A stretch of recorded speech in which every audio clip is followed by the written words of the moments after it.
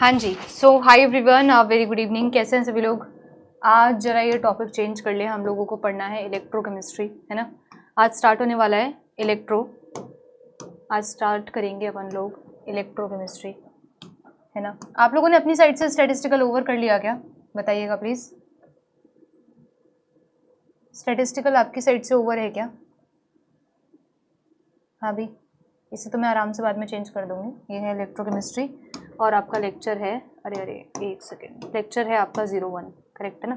कर लेंगे इसको चेंज, अभी बढ़ते हैं आगे। हेडिंग डालिएगा इलेक्ट्रोकेमिस्ट्री। इलेक्ट्रोकेमिस्ट्री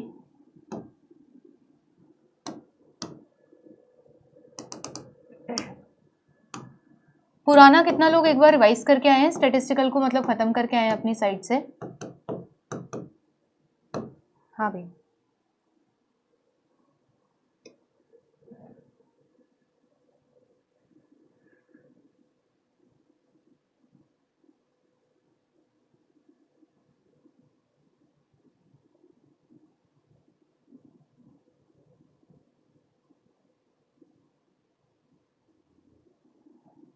अच्छा करेंगे एक बार बात। शिवानी लास्ट में एक बार पूछ लेना है ना, डिस्कशन करके जाऊंगी, ऐसे नहीं जाऊंगी, ठीक है। थोड़ा अभी नहीं, लास्ट में बात कर लूंगी, एक बार पूछ लेना आप, ठीक है। बाकी एक बार बताएं भाई सभी लोग, बाकी कैसे हो आप लोग, क्या हो। टेक्स्ट नोट्स कैसे डाउनलोड करेंगे? आपको ऐप में सब मिलता है। ऐप में आप जहाँ लेक्चर्स देखते हो ना, वहीं आप एक्सप्लोर करो, आपके पास में आता है नोट्स करके। नोट्स में सारे के सारे लेक्चर्स की पीडीएफ फॉर्मेट में अवेलेबल होते हैं सारे नोट्स। डाउनलोड कर लो आप अपने व्हाट्सएप पे, कहीं भी आप अपने पास सेव रख सकते हो, है ना। अपनी ड्राइव में कहीं भी उनको सेव रख लो, सब नोट्स आपको मिलते हैं, सारे नोट्स आपको मिलते हैं। डन। चलिए, कैसे हैं भाई सभी लोग, कैसे हैं, क्या हाल है आप लोगों के। इलेक्ट्रोकेमिस्ट्री हम लोग आज स्टार्ट करने वाले हैं। इलेक्ट्रो की मैं आपसे बात करती हूँ। इलेक्ट्रो जो चैप्टर है 8 से 10 मार्क्स का और 10 से 12 मार्क्स का भी हो सकता है। तो मान के चलो कि 8 से 12 मार्क्स का कभी कभी, और कभी कभी 8 से 10 मार्क्स का। कहने का मतलब है कि आप लगा लो कि आपके सेक्शन सी में 2 क्वेश्चन भी आए, क्योंकि 4 मार्क्स का एक होता है, तो आपके 2 क्वेश्चन भी आए ना, तो 8 मार्क्स तो वहीं हो गए। और एक क्वेश्चन अगर बी में आ गया तो 2 मार्क्स का होता है, तो 2 मार्क्स वहीं हो गए। डन। तो 8 से 10 मार्क्स, नहीं तो 2 इधर हो गए और 2 उधर हो गए, तो 8 वो हो गए और 4 ही हो गए, 12 मार्क्स हो गए ऐसे। तो आप मान लो कि ऑन एन एवरेज 8 से 12 मार्क्स मैंने कह दिया, या तो 8 हो गए या 12 मार्क्स हो गए। 8 से 12 मार्क्स तक का ये चैप्टर होता है इलेक्ट्रोकेमिस्ट्री। जैसे सवाल अक्सर नेट में जो आ रहे हैं ना, वो काफ़ी ईजी आ रहे हैं। अभी से नेट का एक क्वेश्चन आपको दिखाऊंगी, तो शायद आप कुछ भी नहीं पढ़ोगे ना अभी तक, आज पहले लेक्चर पे हो आप तो भी कर जाओगे। कुछ कुछ क्वेश्चंस बहुत आसान आते हैं, कुछ डायरेक्ट आते हैं, कुछ थोड़ी सी कैलकुलेशन वाले आते हैं। तो क्वेश्चन इतना डिफिकल्ट नहीं है, चैप्टर अच्छा है ना। सुनना, देखो स्टार्ट करते हैं अपन इलेक्ट्रोकेमिस्ट्री। इसमें क्या क्या पढ़ना होता है। इलेक्ट्रोकेमिस्ट्री को मैं 3 पोर्शंस में डिवाइड करूंगी। स्टैटिस्टिकल का वो आखिरी वाला पोर्शन मुझे आपको पढ़ाना था, मुझे याद है, तो मैं या तो आज पढ़ाऊंगी, नहीं तो वो कल पढ़ा दूंगी, है ना, डिपेंडिंग ऑन द सिचुएशन। कि अगर मैं इलेक्ट्रोकेमिस्ट्री पढ़ा रही हूँ, हम इसके फ्लो में हैं अच्छे खासे, तो पहले इसको कवर कर लेंगे, फिर हम देखते हैं लास्ट में। पढ़ाऊंगी तो लास्ट में पढ़ाऊंगी, ठीक है। अभी देखो, पहले करंट टॉपिक पे चलते हैं। इलेक्ट्रोकेमिस्ट्री, इसके 3 आपके टॉपिक्स रहते हैं, मतलब इसके मैं डिवाइड करना चाहूँ 3 तरीके से मैं इसको पढ़ा सकती हूँ। पहला जो पोर्शन आता है वो सेल वाला पोर्शन आता है। कौन सा पोर्शन आता है? सेल वाला पोर्शन आता है। इस सेल वाले पोर्शन में नंबर 1 आता है गैल्वेनिक सेल वाला पोर्शन। और दूसरा जो आता है वो आता है आपके पास में इलेक्ट्रोलाइटिक सेल, है ना। दूसरा पोर्शन आता है इलेक्ट्रोलाइटिक सेल वाला। जो सेकंड इसका पोर्शन है वो है, जो सेकंड पोर्शन है वो है कंडक्टेंस वाला पोर्शन, है ना।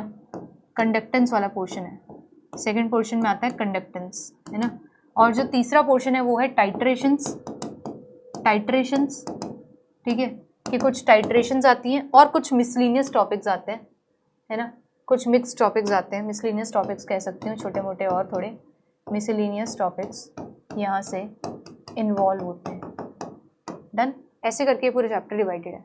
कितने लेक्चर्स हैं थर्मो में? वैसे तो थर्मो में 9 से 10 लेक्चर्स हैं। कोशिश रहेगी कि जितने लेक्चर्स हैं उन्हीं में काम खत्म कर दें, ज़्यादा और लेक्चर एक्सटेंड ना करें, है ना। ये मेरी कोशिश है कि, लेकिन वो कोशिश है ना सफल जब होती है जब लेक्चर पूरा कंप्लीट लूँ, 2-2 घंटे का लूँ। लेकिन अगर मैं ऐसा करती हूँ या कोई भी फैकल्टी ऐसा करता है तो आप लोग एग्जॉस्ट हो जाते हो, है ना, कि 2 घंटे पढ़ पाना बहुत मुश्किल हो जाता है। रिकॉर्डेड वालों के लिए लेक्चर बहुत बड़ा हो जाता है। बड़ी मुसीबत तो आएगी, या तो नंबर ऑफ लेक्चर्स ही बढ़ा दें और हर लेक्चर 1.5 घंटे का ही हो, या ऐसा हो कि हर लेक्चर 2 घंटे का हो तो लेक्चर के नंबर्स कम हो जाएंगे। आप समझ पा रहे हो ना, ये प्रपोर्शन ही तो है, रेशियो एंड प्रपोर्शन, कि जैसे करना चाहो वैसे कर लो। तो आप लोग अगर सपोर्ट करते हो और हम लोग एक्सटेंड करके पढ़ते हैं कि ज़्यादा पढ़ रहे हैं हम लोग, तो हम जल्दी निपटा लेंगे। और अगर लेक्चर थोड़े छोटे हुए तो नंबर्स ज़्यादा भी हो जाते हैं, तो उससे आप परेशान मत हो ना, कंटेंट तो वही है ना, उसी को ही मैं थोड़े में या ज़्यादा में बता रही हूँ। डन, चलो स्टार्ट करते हैं अपन। पहली हेडिंग डालिएगा सेल, है ना, आज मुझे यहाँ से स्टार्ट करना है। सबसे पहले हेडिंग डालिएगा सेल, है ना, समझाती हूँ, देखो आपको दिखिएगा। हेडिंग आती है इसकी पूरी इलेक्ट्रोकेमिकल सेल, है ना, पहला आता है इलेक्ट्रोकेमिकल सेल, ठीक है, फर्स्ट आता है आपके पास में इलेक्ट्रोकेमिकल सेल, ठीक है। लिखिएगा, सबसे पहले आता है इलेक्ट्रोकेमिकल सेल। ये क्या होता है इलेक्ट्रोकेमिकल सेल? ऐसे लिखना, इलेक्ट्रोकेमिकल सेल आपका वो सेल है दैट कन्वर्ट्स, है ना, आपको आसान लगेगी ये बातें सारी, that converts electrical energy to chemical, electrical energy to chemical energy, है ना, या फिर और, है ना, और क्या लिख सकती हूँ, उल्टा भी हो सकता है, और वाइस वर्सा, और वाइस वर्सा, वाइस वर्सा मतलब कि उल्टा भी ट्रू है। तो इलेक्ट्रोकेमिकल सेल ओवरऑल में वो सेल है जो इलेक्ट्रिकल से इलेक्ट्रिकल एनर्जी को केमिकल एनर्जी में कन्वर्ट कर दे, या उल्टा कह दें कि केमिकल एनर्जी को इलेक्ट्रिकल एनर्जी में कन्वर्ट कर सके। ऐसा कोई भी सेल है तो मैं उसको कह रही हूँ इलेक्ट्रोकेमिकल सेल।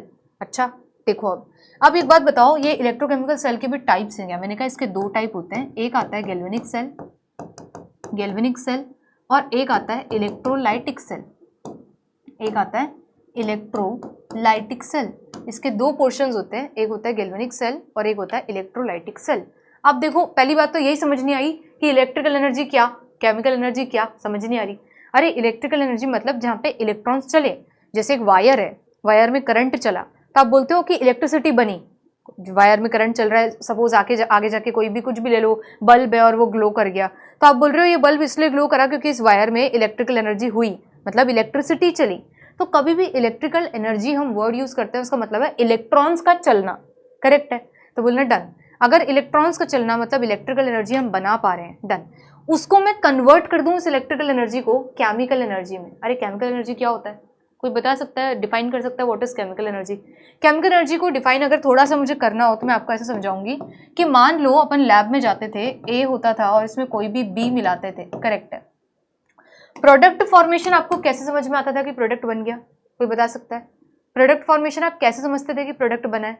प्रोडक्ट हम ऐसे समझते थे मैम कि या तो यहाँ से ये बीकर ही गर्म हो जाता था तो हम समझते थे अच्छा प्रोडक्ट बन गया, या फिर जब हम ए में बी मिक्स करते थे तो कोई गैस एफरवेसेंस रिलीज होती थी तो हम सोचते थे कि कुछ ना कुछ तो पक्का रिएक्शन हुई है, या फिर कुछ ना कुछ तो पक्का बना है, प्रोडक्ट बना है, डन।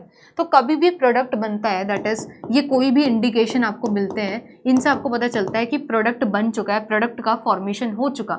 और अगर प्रोडक्ट का फॉर्मेशन होगा इट मीन्स केमिकल प्रोडक्ट बनेगा, तो केमिकल एनर्जी भी तो बनेगी। केमिकल प्रोडक्ट से बनने वाली एनर्जी ही तो केमिकल एनर्जी है। इट मीन्स केमिकल एनर्जी क्या होती है कि केमिकल प्रोडक्ट का बनना। अगर केमिकल प्रोडक्ट बन गया मतलब केमिकल एनर्जी बन गई। तो हम क्या कहना चाह रहे हैं समझना, अब हम ये कहना चाह रहे हैं कि कोई भी ऐसा टूल हो जो इलेक्ट्रिकल एनर्जी को केमिकल एनर्जी में कन्वर्ट कर दे, या उल्टा केमिकल एनर्जी से मैं इलेक्ट्रिकल एनर्जी बना पाऊं, अगर ऐसा हो गया तो मैं बोलूंगी वो है मेरा इलेक्ट्रोकेमिकल सेल। मैंने उसको एक वर्ड दे दिया कि इलेक्ट्रोकेमिकल सेल। इसके 2 टाइप हो सकते हैं, या तो ये गैल्वेनिक हो सकता है या ये इलेक्ट्रोलाइटिक हो सकता है। देखो कैसे, गैल्वेनिक सेल का मतलब है वो वाला सेल जो कहाँ से कहाँ कन्वर्ट करता है, क्या ना, गैल्वेनिक सेल में हम लोग केमिकल एनर्जी से इलेक्ट्रिकल एनर्जी बनाते हैं, है ना। अब हम देखो इसमें भी क्लियर हो रहे हैं। हमारे पास में पहले तो ये डाउट था कि कौन तो इलेक्ट्रिकल से केमिकल जाएगा, केमिकल से इलेक्ट्रिकल क्या चल रहा है, तो हमने क्लियर कर दिया कि वो वाला सेल जो केमिकल एनर्जी से इलेक्ट्रिकल बनाएगा एक्चुअली वो है गैल्वेनिक सेल, वही है गैल्वेनिक सेल। और जो कोई भी काम उल्टा करेगा ना, आपका उल्टा काम मतलब जो कोई भी इलेक्ट्रिकल एनर्जी से केमिकल एनर्जी बनाएगा वो है इलेक्ट्रोलाइटिक सेल। समझ पाए क्या? वो है इलेक्ट्रोलाइटिक सेल। कितने लोगों को मेरी बात समझ में आई अच्छे से, यस और नो बताओ, ये बात कितने लोग समझ पाए? इट मीन्स मैम ये तो कन्वर्जन है कि केमिकल से इलेक्ट्रिकल तो गैल्वेनिक, इलेक्ट्रिकल से केमिकल तो इलेक्ट्रोलाइटिक। कितने लोग समझ पाए? अब मैम ये याद कैसे रहेगा, ये तो डाउटफुल है बहुत। इट मीन्स आप इसको ऐसे याद रखो, इलेक्ट्रोलाइटिक में ना हम ई से शुरुआत और सी पे एंडिंग करते हैं, तो कहना इलेक्ट्रिकल से केमिकल पे जाते हैं। समझ पा रहे हो, ई टू सी जाता है वो, जैसा नाम है ना इसका इलेक्ट्रोलाइटिक, वो ऐसा ही काम करता है। इलेक्ट्रोलाइटिक सेल मतलब ई से शुरुआत सी पे एंडिंग, डन। तो इलेक्ट्रिकल से केमिकल एनर्जी की ओर हम लोग इसमें जाते हैं। मतलब ऐसे कह लो कि इलेक्ट्रिकल एनर्जी की मदद से हम प्रोडक्ट बनाते हैं। बोला ओ अच्छा, और इसमें बने बनाए प्रोडक्ट से इलेक्ट्रॉन्स बनाते हैं। अब ये क्या हो रहा है सुनो, देखो पहली हेडिंग स्टार्ट करते हैं, लिखिएगा गैल्वेनिक सेल, है ना। पहली हेडिंग स्टार्ट करते हैं, लिखिए गैल्वेनिक सेल, है ना। लिखिएगा, पहले एक बार डिटेल में समझते हैं गैल्वेनिक सेल को। लिखिए गैल्वेनिक सेल, है ना। इसमें काफ़ी सारी चीज़ें हैं समझने वाली, काफ़ी सारी चीज़ें हैं, है ना। लिखिएगा galvanic cell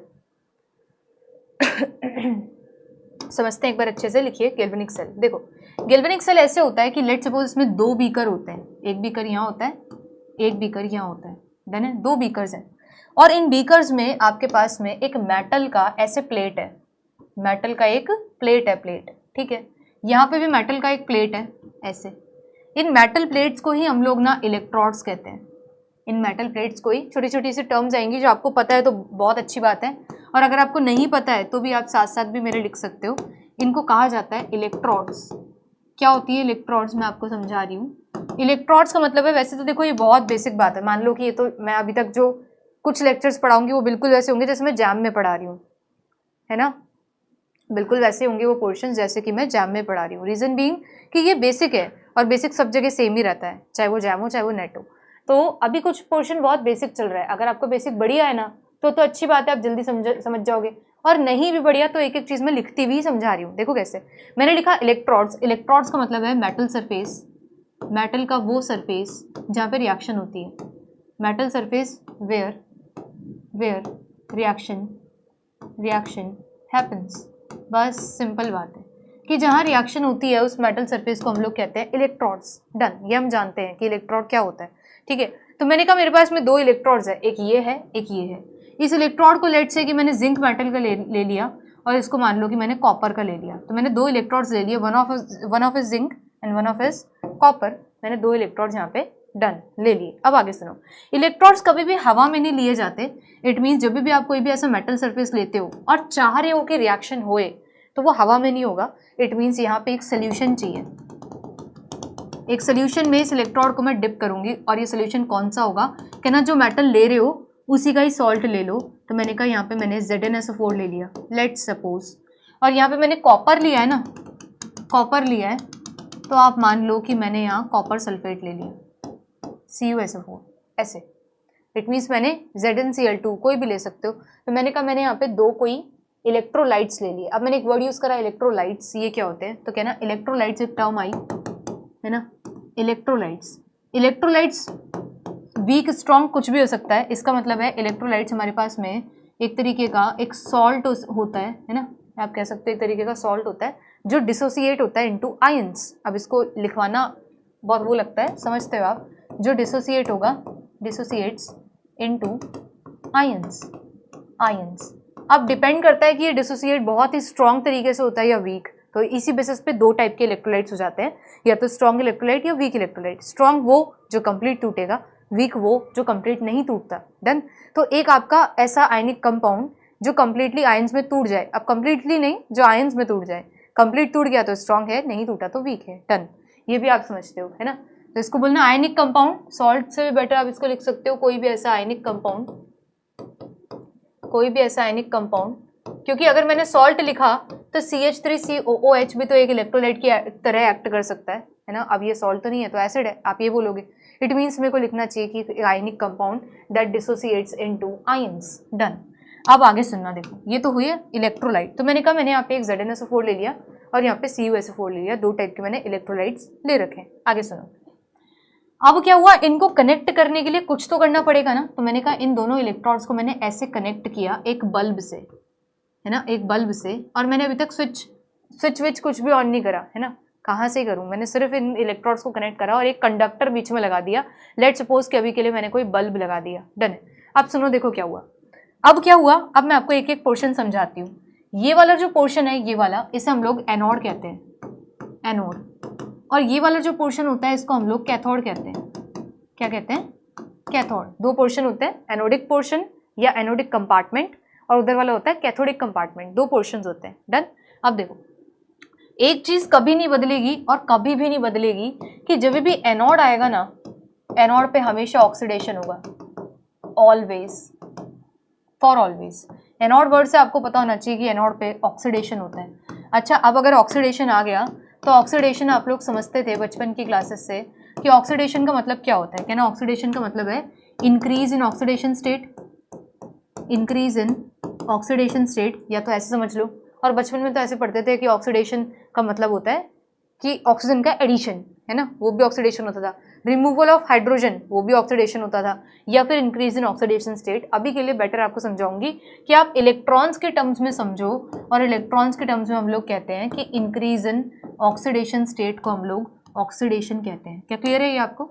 increase in oxidation state को हम लोग ऑक्सीडेशन कहते हैं। फॉर एग्जाम्पल देखो, सुनना, जैसे इधर वाले कंपार्टमेंट में क्या हो रहा है, मेरे पास में जो जिंक का इलेक्ट्रोड है ना, ये जिंक यहाँ से टूट के सोल्यूशन में आ रहा है ना, यहाँ से डिसोसिएट होके मेटल कहाँ आ रहा है, जिंक 2+ बन रहा है। इट मीन्स एक रिएक्शन हो रही है कि Zn जो सॉलिड है, जो मेटल का इलेक्ट्रोड है, वो डिसोसिएट हो रहा है Zn 2+ में, विच इज एक्वस, और 2 इलेक्ट्रॉन्स बाहर कर रहा है। This is number 1 reaction. अब ऐसा क्यों हुआ, क्यों टूट रहा है भाई? अपने आप ही टूट रहा है, मन मर्जी से। क्यों बोलना? क्योंकि मेटल की टेंडेंसी होती है इलेक्ट्रॉन्स लूज करने की, और अगर ये सोल्यूशन नहीं होता ना तो वो इलेक्ट्रॉन लूज नहीं करता। कर दिया ना इसने, लूज नहीं करता। लेकिन अगर उसके पास में ऑप्शन है, सोल्यूशन है, तो मेटल की टेंडेंसी है टू लूज इलेक्ट्रॉन्स, और वो 2 इलेक्ट्रॉन्स लूज कर देता है और Zn 2+ बना देता है। और अगर आप नोटिस करोगे तो जिंक 0 से +2 में गया है, दैट इज ऑक्सीडेशन हुआ है। कितने लोगों को ये बात समझ में आई है? बताओ एक बार। इट मीन्स जिंक का यहाँ पे ऑक्सीडेशन हुआ है। डन है क्या?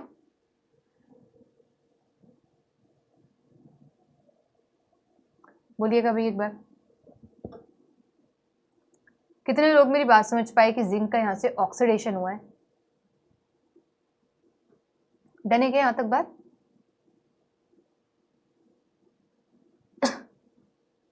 डन है ना कि जिंक का यहाँ से ऑक्सीडेशन हुआ है, आराम से हम लोग समझ पा रहे हैं। अब जरा आप कैथोड वाली पोर्शन समझना। अब देखो दूसरा मैंने लिखा नेक्स्ट में कैथोड, और कैथोड पे बोला कैथोड का मतलब है रिडक्शन। कैथोड का मतलब हमेशा रिडक्शन से ही समझना। इट मीन्स कैथोड पे जो कैथोडिक डिपार्टमेंट है, इसमें हमेशा रिडक्शन होता है। रिडक्शन मतलब लॉस ऑफ इलेक्ट्रॉन, है ना, लॉस क्या, सॉरी, गेन ऑफ इलेक्ट्रॉन। देखो यहाँ लिख लेना कि रिडक्शन, कभी भी आपको डाउट आए, रिडक्शन का मतलब है, अच्छा ऑक्सीडेशन में आप ऐसे भी पढ़ सकते हो कि या तो increase in oxidation state slash loss of electron, है ना, इसको हम ऑक्सीडेशन कहते हैं। और रिडक्शन में आप पढ़ सकते हो कि रिडक्शन होता है तो गेन इन ऑक्सीडेशन स्टेट होता है, ऐसे समझ लेना, पहचान है ये। या फिर आप समझ लेना कि डिक्रीज इन, या आप ऐसे बोलो गेन ऑफ इलेक्ट्रॉन लिख लिया, अच्छा गेन इन ऑक्सीडेशन लिख दिया, सॉरी, इसको लिखना decrease in oxidation state, decrease in oxidation state, या फिर गेन ऑफ इलेक्ट्रॉन। ये 2 पहचान है रिडक्शन को समझने की। जिंदगी में कभी भी डाउट आए रिडक्शन हो रहा है या ऑक्सीडेशन, इन 2 तरीके से आप हमेशा पहचान सकते हो। इट मीन्स अगर ऑक्सीडेशन हो रहा है तो हमेशा ऑक्सीडेशन स्टेट बढ़ेगी, जैसे जिंक 0 से +2 में गया, बढ़ी। या फिर इलेक्ट्रॉन का लॉस होगा, हुआ ही था, देखो 2 इलेक्ट्रॉन का यहाँ से लॉस हुआ था, करेक्ट है। रिडक्शन को आप पहचान सकते हो कि ऑक्सीडेशन स्टेट या तो डिक्रीज हो रही होगी या फिर गेन ऑफ इलेक्ट्रॉन हो रहा होगा। देखो कैसे, मैंने ऐसे बोला कि यहाँ पे मेरे को रिडक्शन लिखना है, कैसे लिखूंगी कि Cu2+ जो सोल्यूशन में प्रेजेंट है, कहाँ प्रेजेंट है मैम, अरे यहाँ पे कॉपर सल्फेट है। इट मीन सोल्यूशन में कौन घूम रहा है, Cu2+, SO42-, ये सब घूम रहे हैं, करेक्ट है ना।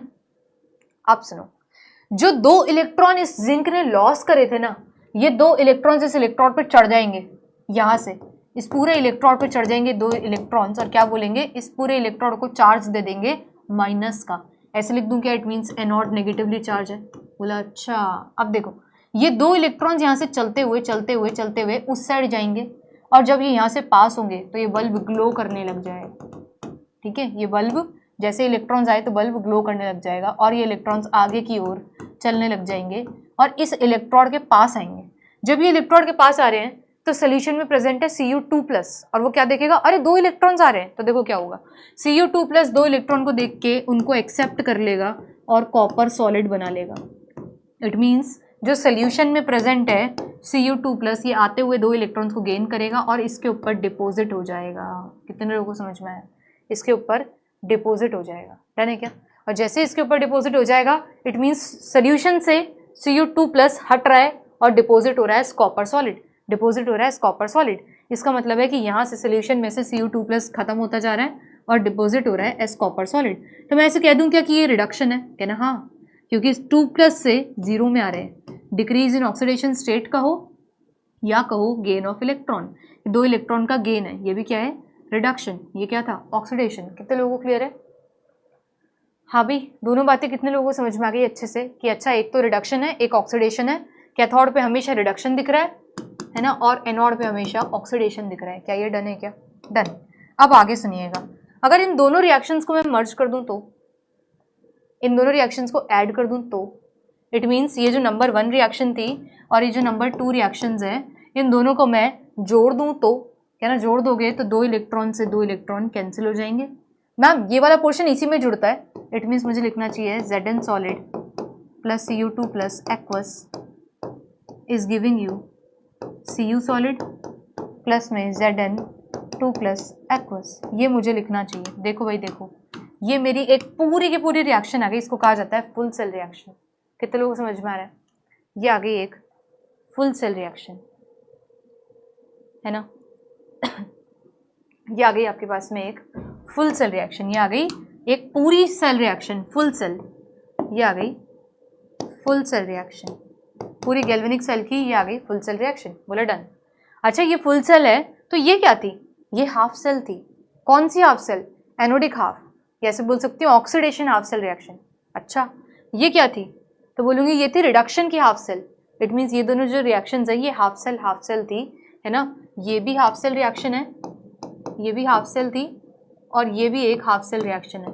ऑक्सीडेशन हाफ, एक है रिडक्शन हाफ, दोनों हाफ सेल रिएक्शन है, आधे आधे सेल की रिएक्शन है। अरे ऑब्वियसली आधा ही सेल है, ये आधा सेल है, ये आधा सेल है, इसकी अपनी रिएक्शन है, इसकी अपनी रिएक्शन है, और ओवरऑल फुल सेल रिएक्शन ये है। डन है क्या? ये हो गई फुल सेल रिएक्शन। डन। क्या पहचाने मैम? कल को कोई और रिएक्शन मुझे दिख गई तो मैं कैसे पहचानूं फुल है कि हाफ है? हमेशा याद रखिएगा, हाफ सेल रिएक्शन में इलेक्ट्रॉन्स बचे रहते हैं और फुल सेल रिएक्शन में इलेक्ट्रॉन्स कट जाते हैं। फुल सेल में कभी भी आपको इलेक्ट्रॉन नहीं दिखेगा। आप देखो ये एक फुल सेल रिएक्शन है, कहीं इलेक्ट्रॉन है? नहीं। लेकिन ये हाफ सेल है, इलेक्ट्रॉन है? यस। ये हाफ सेल है, इलेक्ट्रॉन है? यस। अब मैं ये नहीं कह रही उधर या इधर, मैं सिर्फ सिंपल एक बात बोल रही हूँ कि इलेक्ट्रॉन बचा रहेगा, चाहे उस साइड हो चाहे इस साइड हो, लेकिन दिखेगा आपको इलेक्ट्रॉन। डन। हाफ सेल में इलेक्ट्रॉन प्रेजेंट रहता है, फुल सेल में इलेक्ट्रॉन एकदम कट जाता है। कितने लोगों को बातें क्लियर है अभी तक की? अब मैं कुछ डाउट है जो आपके तो नहीं है, मेरे डाउट है जो आपसे पूछने वाली हूँ। डन। आप पहले बताओ यहाँ तक की बात किस किस को क्लियर है?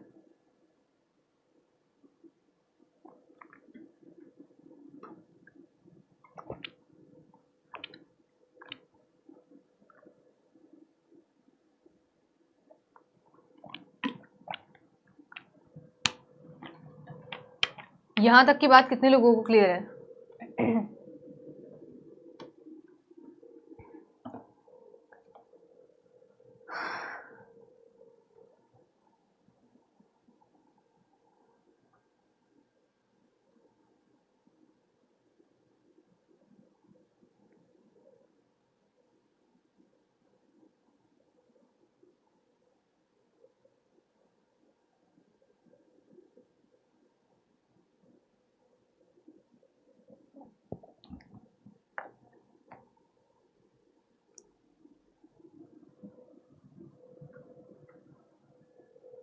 पक्का क्लियर है? करेक्ट है? यहाँ तक सारी बातें सही है ना? ठीक है। अगर आपको मेरी ये सारी बातें समझ में आ गई ना तो मेरे आपसे 2-3 सवाल हैं। ठीक है, अगर आप पक्का समझ गए हो तो फिर अब क्वेश्चन करते हैं आपसे। देखो सबसे पहली बात तो ये कि यहाँ से 2 इलेक्ट्रॉन जो आए थे वो 2 इलेक्ट्रॉन इस इलेक्ट्रोड पे चढ़े, जिसकी वजह से यहाँ पे चार्ज आ गया इस पे नेगेटिव। करेक्ट है। तो बिल्कुल अपोजिट कैथोड पे डेफिशिएंसी है जिस पे चार्ज आ गया पॉजिटिव। तो ये पूरा का पूरा चार्ज कैसा है कैथोड पे? पॉजिटिवली चार्ज इलेक्ट्रोड है ये। डन। आपसे पूछा जाए एनोड कैसा चार्ज रखता है तो कहना नेगेटिव। एनोड पे क्या हो रहा है? ऑक्सीडेशन। कैथोड पे कौन सा चार्ज है? पॉजिटिव। उस पे क्या हो रहा है? रिडक्शन। डन। ये बातें तो क्लियर है। अब डाउट सुनो, देखो क्या है मेरा एक डाउट का आप जवाब दो। मेरा डाउट ये है कि अगर यहाँ से जिंक टूट के जिंक 2+ बन रहा है, 2+ बन रहा है, 2+ बन रहा है और सोल्यूशन में आ रहा है, तो आपको ये नहीं लगता कि ये तो फिर पूरा का पूरा इलेक्ट्रोड खत्म ही हो जाएगा? पहली नंबर की चीज। और दूसरी ये कि जब जिंक 2+ इतना सोल्यूशन में आ रहा है तो सोल्यूशन में बहुत ज़्यादा वो हो जाएंगे आयंस, कौन से वाले, Zn2+ आयन बहुत ज़्यादा नहीं हो जाएंगे। हाँ, यहाँ पे बैलेंस होता है ना कि ZnSO4 से Zn2+ है और सल्फेट है, डन है। अगर यहाँ से ये ऐसे आता रहा तो Zn2+ तो खूब सारा हो जाएगा। अच्छा, दूसरा डाउट ये है कि अगर यहाँ से कॉपर चढ़ के कॉपर सॉलिड बनता जा रहा है तो इस सोल्यूशन में से कॉपर तो हटने लगेगा, कॉपर 2+ आयन तो उड़ी जाएगा एक टाइम बाद, और किसकी कंसंट्रेशन ज़्यादा मिलेगी, है ना, SO4 जो है उसकी कंसंट्रेशन यहाँ ज़्यादा हो रही होगी, और इसमें Zn2+ की कंसंट्रेशन आपको नहीं लगता ज़्यादा हो रही होगी। ये चीज़ गलत नहीं हो रही कि एक तरफ तो किसी की कंसंट्रेशन बहुत सारी हो रही है, एक तरफ किसी की कंसंट्रेशन, ये क्या है ना, ये क्या चीज़ हो रही है। हाँ, इसी के लिए हम लोग क्या करते हैं, सॉल्ट ब्रिज लगाते हैं। Very good. इसी चीज़ के लिए हम लोग एक यू ट्यूब, दैट इज एक इन्वर्टेड उल्टा एक यू ट्यूब हम लोग यूज़ करते हैं, जिसे हम लोग कहते हैं सॉल्ट ब्रिज, है ना। यहाँ पे हम लोग इसे कहते हैं, ये कहलाता है सॉल्ट ब्रिज। इस सॉल्ट ब्रिज में हम लोग क्या करते हैं ना, एक आयनिक पेस्ट लेते हैं, आप ऐसे कह सकते हो, इसको कहते हैं अगार अगार जेली पेस्ट, है ना। हम लोग अगार अगार इज जस्ट अ नेम, तो हम लोग क्या एक जेली पेस्ट बनाते हैं। उस जेली को, किसका पेस्ट है ये, किसी सॉल्ट का है ना। तो हम लोग कहते हैं हम यहाँ पे ना एक सॉल्ट ब्रिज लेते हैं, ब्रिज ही तो हुआ, हम लोग एक सॉल्ट ब्रिज लेते हैं। जो सॉल्ट ब्रिज में जो आयंस होते हैं ना, आयंस, है ना, उन आयंस का एक पेस्ट सा बनाते हैं, जेली पेस्ट, और उसको फिल कर देते हैं और उसको इन्वर्ट करके उल्टा करके ऐसे रख देते हैं। डन। अब बात यह है कि अगर आप ऐसा करते हो तो इस सॉल्ट ब्रिज में फिर तो मैं कोई सा भी सॉल्ट ले लेती हूँ, NaCl ले लूँगी, नमक ले लेते हैं, बहुत ही आसान है ना। इसमें मुझे फिर NaCl ले लेना चाहिए, यस कि नो। क्या मैं कोई भी सॉल्ट ले लूँ चल जाएगा क्या, क्योंकि मतलब आपको क्या है, आपको तो सॉल्ट ब्रिज से, पहली बात तो सॉल्ट ब्रिज का मतलब आपको शायद समझाया ही नहीं मैंने बोला कि इस चीज़ के लिए हम सॉल्ट ब्रिज ले लेते हैं, बस ये बोला। अब मैं आपसे पूछ रही हूँ कि सॉल्ट ब्रिज का पहले तो ये समझा दूँ फंक्शनिंग क्या है। तो होगा क्या कि जो भी आप सॉल्ट ले रहे हो ना, जो भी आप इस सॉल्ट ब्रिज में सॉल्ट लोगे, लेट सपोज आपने NaCl ले लिया, ठीक है, जो भी सॉल्ट आप लोगे उसका पेस्ट बना के जब आप फिल करोगे तो जिस भी आयन की कंसंट्रेशन ज़्यादा हो रही होगी, जैसे इस वाले में Zn2+ बहुत सारा हो रहा है मैम, तो इस सॉल्ट ब्रिज में से अपोजिट आयन, बोले तो इसको बैलेंस करने के लिए कौन चाहिए आपको, NaCl में से कहना Cl, वही अपोजिट है तो बैलेंस करेगा। तो कहना जो Zn2+ की कंसंट्रेशन ज़्यादा हो रही है ना मैम, उसमें से NaCl यहाँ से Cl नेगेटिव आएगा और बैलेंस कर देगा। अच्छा, और देखो यहाँ सल्फेट आयन की कंसंट्रेशन बहुत ज़्यादा हो रही है, डन है, जिसको बैलेंस करने के लिए कौन आएगा, Na+ आएगा और बैलेंस आउट कर देगा, अपोजिट चार्ज आएगा और बैलेंस कर देगा, ये बैलेंसिंग हो जाएगी, बोला डन है। अब इस बैलेंसिंग में मैं NaCl ले सकती हूँ क्या, यस कि नो। आप लोग नो कह रहे हो, रीज़न क्या है, क्यों, वाई नो, रीज़न क्या है, NaCl में क्यों नहीं ले सकती,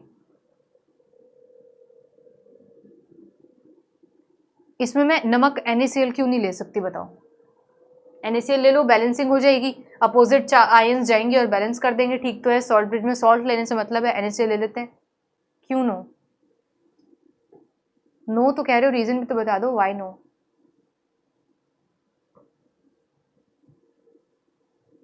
नो तो कह देते हो आसानी से, एक बार रीजन तो दो, क्यों नो, NaCl में क्यों नहीं ले सकती, सॉल्ट ही तो लेना है, रिपीट करना है। देखो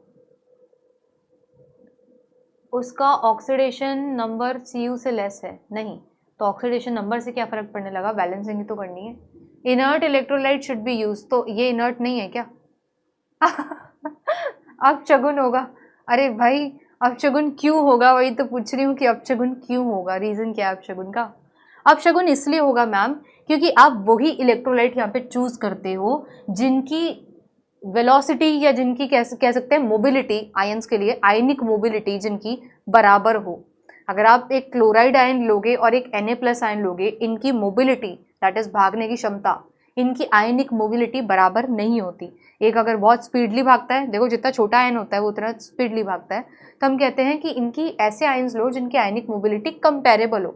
अगर एक की स्पीड बहुत ज़्यादा एक की बहुत कम है तो बराबर बैलेंसिंग नहीं कर पाएंगे, तो फिर से वही चीज़ हो रही होगी कि एक तरफ ज़्यादा एक तरफ कम कंसंट्रेशन मिलेगी, क्योंकि जो आयन तेजी से भाग के जाएगा वो तो बैलेंस कर देगा, जो स्लो जा रहा है तो कंसंट्रेशन उधर स्टिल ज़्यादा है, गड़बड़ रहेगी, बैलेंस नहीं रहेगा। इट मीन्स हम वो वाला सॉल्ट चूज करते हैं, पहली नंबर बात, कि जिसके आयंस की मोबिलिटी कंपेरेबल हो।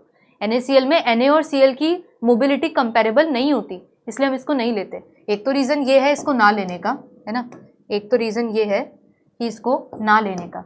दूसरा रीज़न ये भी है कि हम वो वाला सॉल्ट लेते हैं जो थोड़ा सा इनर्ट हो। इट मीन्स, अब इनर्ट तो ये भी हो सकता है, इनर्ट से मेरा मतलब है कि कोई भी आप सॉल्ट लो तो वो इनर्ट होना चाहिए, है ना। इनर्ट इन द सेंस कि पता चले, देखो आप सुनना, जैसे सपोज करो कि मैंने इसमें आप कुछ भी ले लो, मैंने NaCl ले लिया, ठीक है, अभी के लिए चलो मैंने NaCl ले लिया, है ना। अब क्या हो रहा है, जब इधर Na+ प्रेजेंट है, Na+ प्रेजेंट है, या इधर Cl- प्रेजेंट है ना, या इधर ले लो कि Na+ प्रेजेंट है और Cl- प्रेजेंट है। अब इसमें से Cu2+ उधर जा रहे थे, कॉपर पे चढ़ते जा रहे थे, दैट इज इनका रिडक्शन हो रहा था। पता चले चॉइस आ गई, Na भी आ गया, Na बोल रहा मैं जाऊंगा, इट मीन्स Na+ जाने लग गया रिडक्शन के लिए। ये क्या हो रहा है, इट मीन्स ऐसा वाला मेरे को सॉल्ट नहीं चाहिए जो खुद ही मेरी रिडॉक्स रिएक्शन का पार्ट बन जाए, मुझे ये नहीं चाहिए। समझ पा रहे हो? इट मीन्स इनर्ट बोलने का हमारा मतलब है कि हमको वो सॉल्ट नहीं चाहिए जो खुद ही रेडॉक्स रिएक्शन का पार्ट बनने लगे। नहीं, हमको रेडॉक्स रिएक्शन सॉल्ट से नहीं करवानी, हमें सिर्फ सॉल्ट से मतलब है कि आप जाके बैलेंस कर देना। जैसे जो भी एक्स्ट्रा आयन कंसंट्रेशन हो रही होगी उससे वो जुड़ के पीपीटी बना देगा, एक तरीके से वो आयन कंसंट्रेशन को बैलेंस आउट कर देगा। तो कहने का मतलब है कोई रेडॉक्स रिएक्शन नहीं करनी कि वो आयन खुद ही ऑक्सीडेशन दिखाने लगे, ये वो आयन खुद ही रिडक्शन दिखाने लगे, नहीं, सिर्फ आपको बैलेंसिंग का काम करना है कि एक्स्ट्रा कंसंट्रेशन को आप क्या कर दो, न्यूट्रलाइज कर दो। समझ पाए? इट मीन्स आप कहना, पहले तो सॉल्ट ब्रिज का यूज समझ लें, फिर सॉल्ट ब्रिज में कौन सा सॉल्ट है वो समझ लें। तो लिखना, एक तो सॉल्ट ब्रिज है ना, सॉल्ट ब्रिज का क्या फंक्शनिंग है। तो नंबर 1 फंक्शनिंग सॉल्ट ब्रिज क्या करता है ना, न्यूट्रलाइजेशन का काम करता है, neutralises the extra concentration, extra जो भी इंक्रीज होती कंसंट्रेशन है उसको ये बैलेंस करेगा। नंबर 1 बात, न्यूट्रलाइज करेगा। दूसरा सॉल्ट ब्रिज का फंक्शन ये है कि ये ना सर्किट को कंप्लीट करता है। इलेक्ट्रॉन्स यहाँ से तो चल रहे थे, यहाँ तक जा रहे थे, बट ये सर्किट क्लोज नहीं है ना कंप्लीट है, तो सॉल्ट ब्रिज ने इसका पूरा सर्किट क्लोज कर दिया, मतलब कंप्लीट कर दिया कि आयंस का फ्लो ऐसे भी है और यहाँ से भी ये कनेक्टेड है। इट मीन्स कहना, सॉल्ट ब्रिज के थ्रू ये पूरा का पूरा कैसा रहता है सर्किट, ये सर्किट कंप्लीट रहता है, आयंस का फ्लो कंप्लीट रहता है। या ऐसे कह लो कि आपके इस पूरे के पूरे सॉल्ट इसमें गैल्वेनिक सेल में इलेक्ट्रॉन्स तो वन वे चल रहे थे, बट ये सर्किट कंप्लीट नहीं था। ये सर्किट कंप्लीट हो जाता है सॉल्ट ब्रिज को लेने से। तो कहना सॉल्ट ब्रिज का दूसरा यूज है, पहला है कि न्यूट्रलाइजेस द एक्स्ट्रा कंसंट्रेशन, और दूसरा है सर्किट कंप्लीट का, है ना।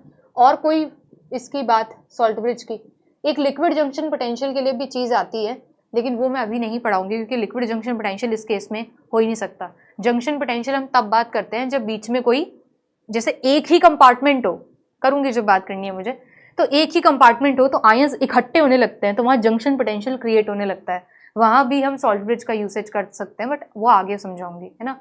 तो एक इसमें ये और बात आती है कि to minimise the liquid junction potential हम सॉल्ट ब्रिज का यूज करते हैं, बट अभी मैं ये नहीं पढ़ा रही हूँ, ठीक है। अच्छा, एक और बात क्या है, 2 बातें तो ये हो गई। अब एक बात ये आई कि कौन सा सॉल्ट चूज करें सॉल्ट ब्रिज में, तो आप कौन सा सॉल्ट लेते हो। कहना सॉल्ट हम वो लेते हैं, पहली बात कि जो ना इनर्ट इलेक्ट्रोलाइट की तरह एक्ट करे, जो एक तरीके से इनर्ट इलेक्ट्रोलाइट हो, ठीक है। दूसरी बात हम वो लेते हैं salt with ions having comparable mobility, जिनमें मोबिलिटी क्या हो, कंपेरेबल हो, हम उनको चूज करते हैं, जिनकी स्पीड बराबर हो हम उसको चूज करते हैं। डन। ये कुछ पॉइंट्स हैं कि सॉल्ट कौन सा लेना है, सॉल्ट ब्रिज कौन सा लेना है, सॉल्ट ब्रिज का क्या फंक्शन है।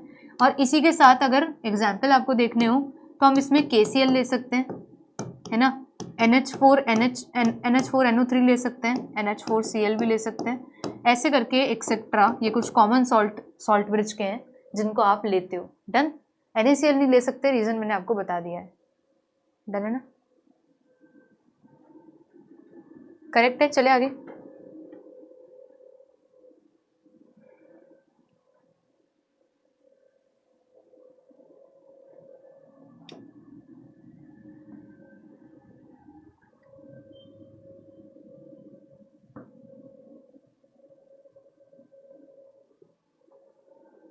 डरें क्या, यहाँ तक बात ओवर है।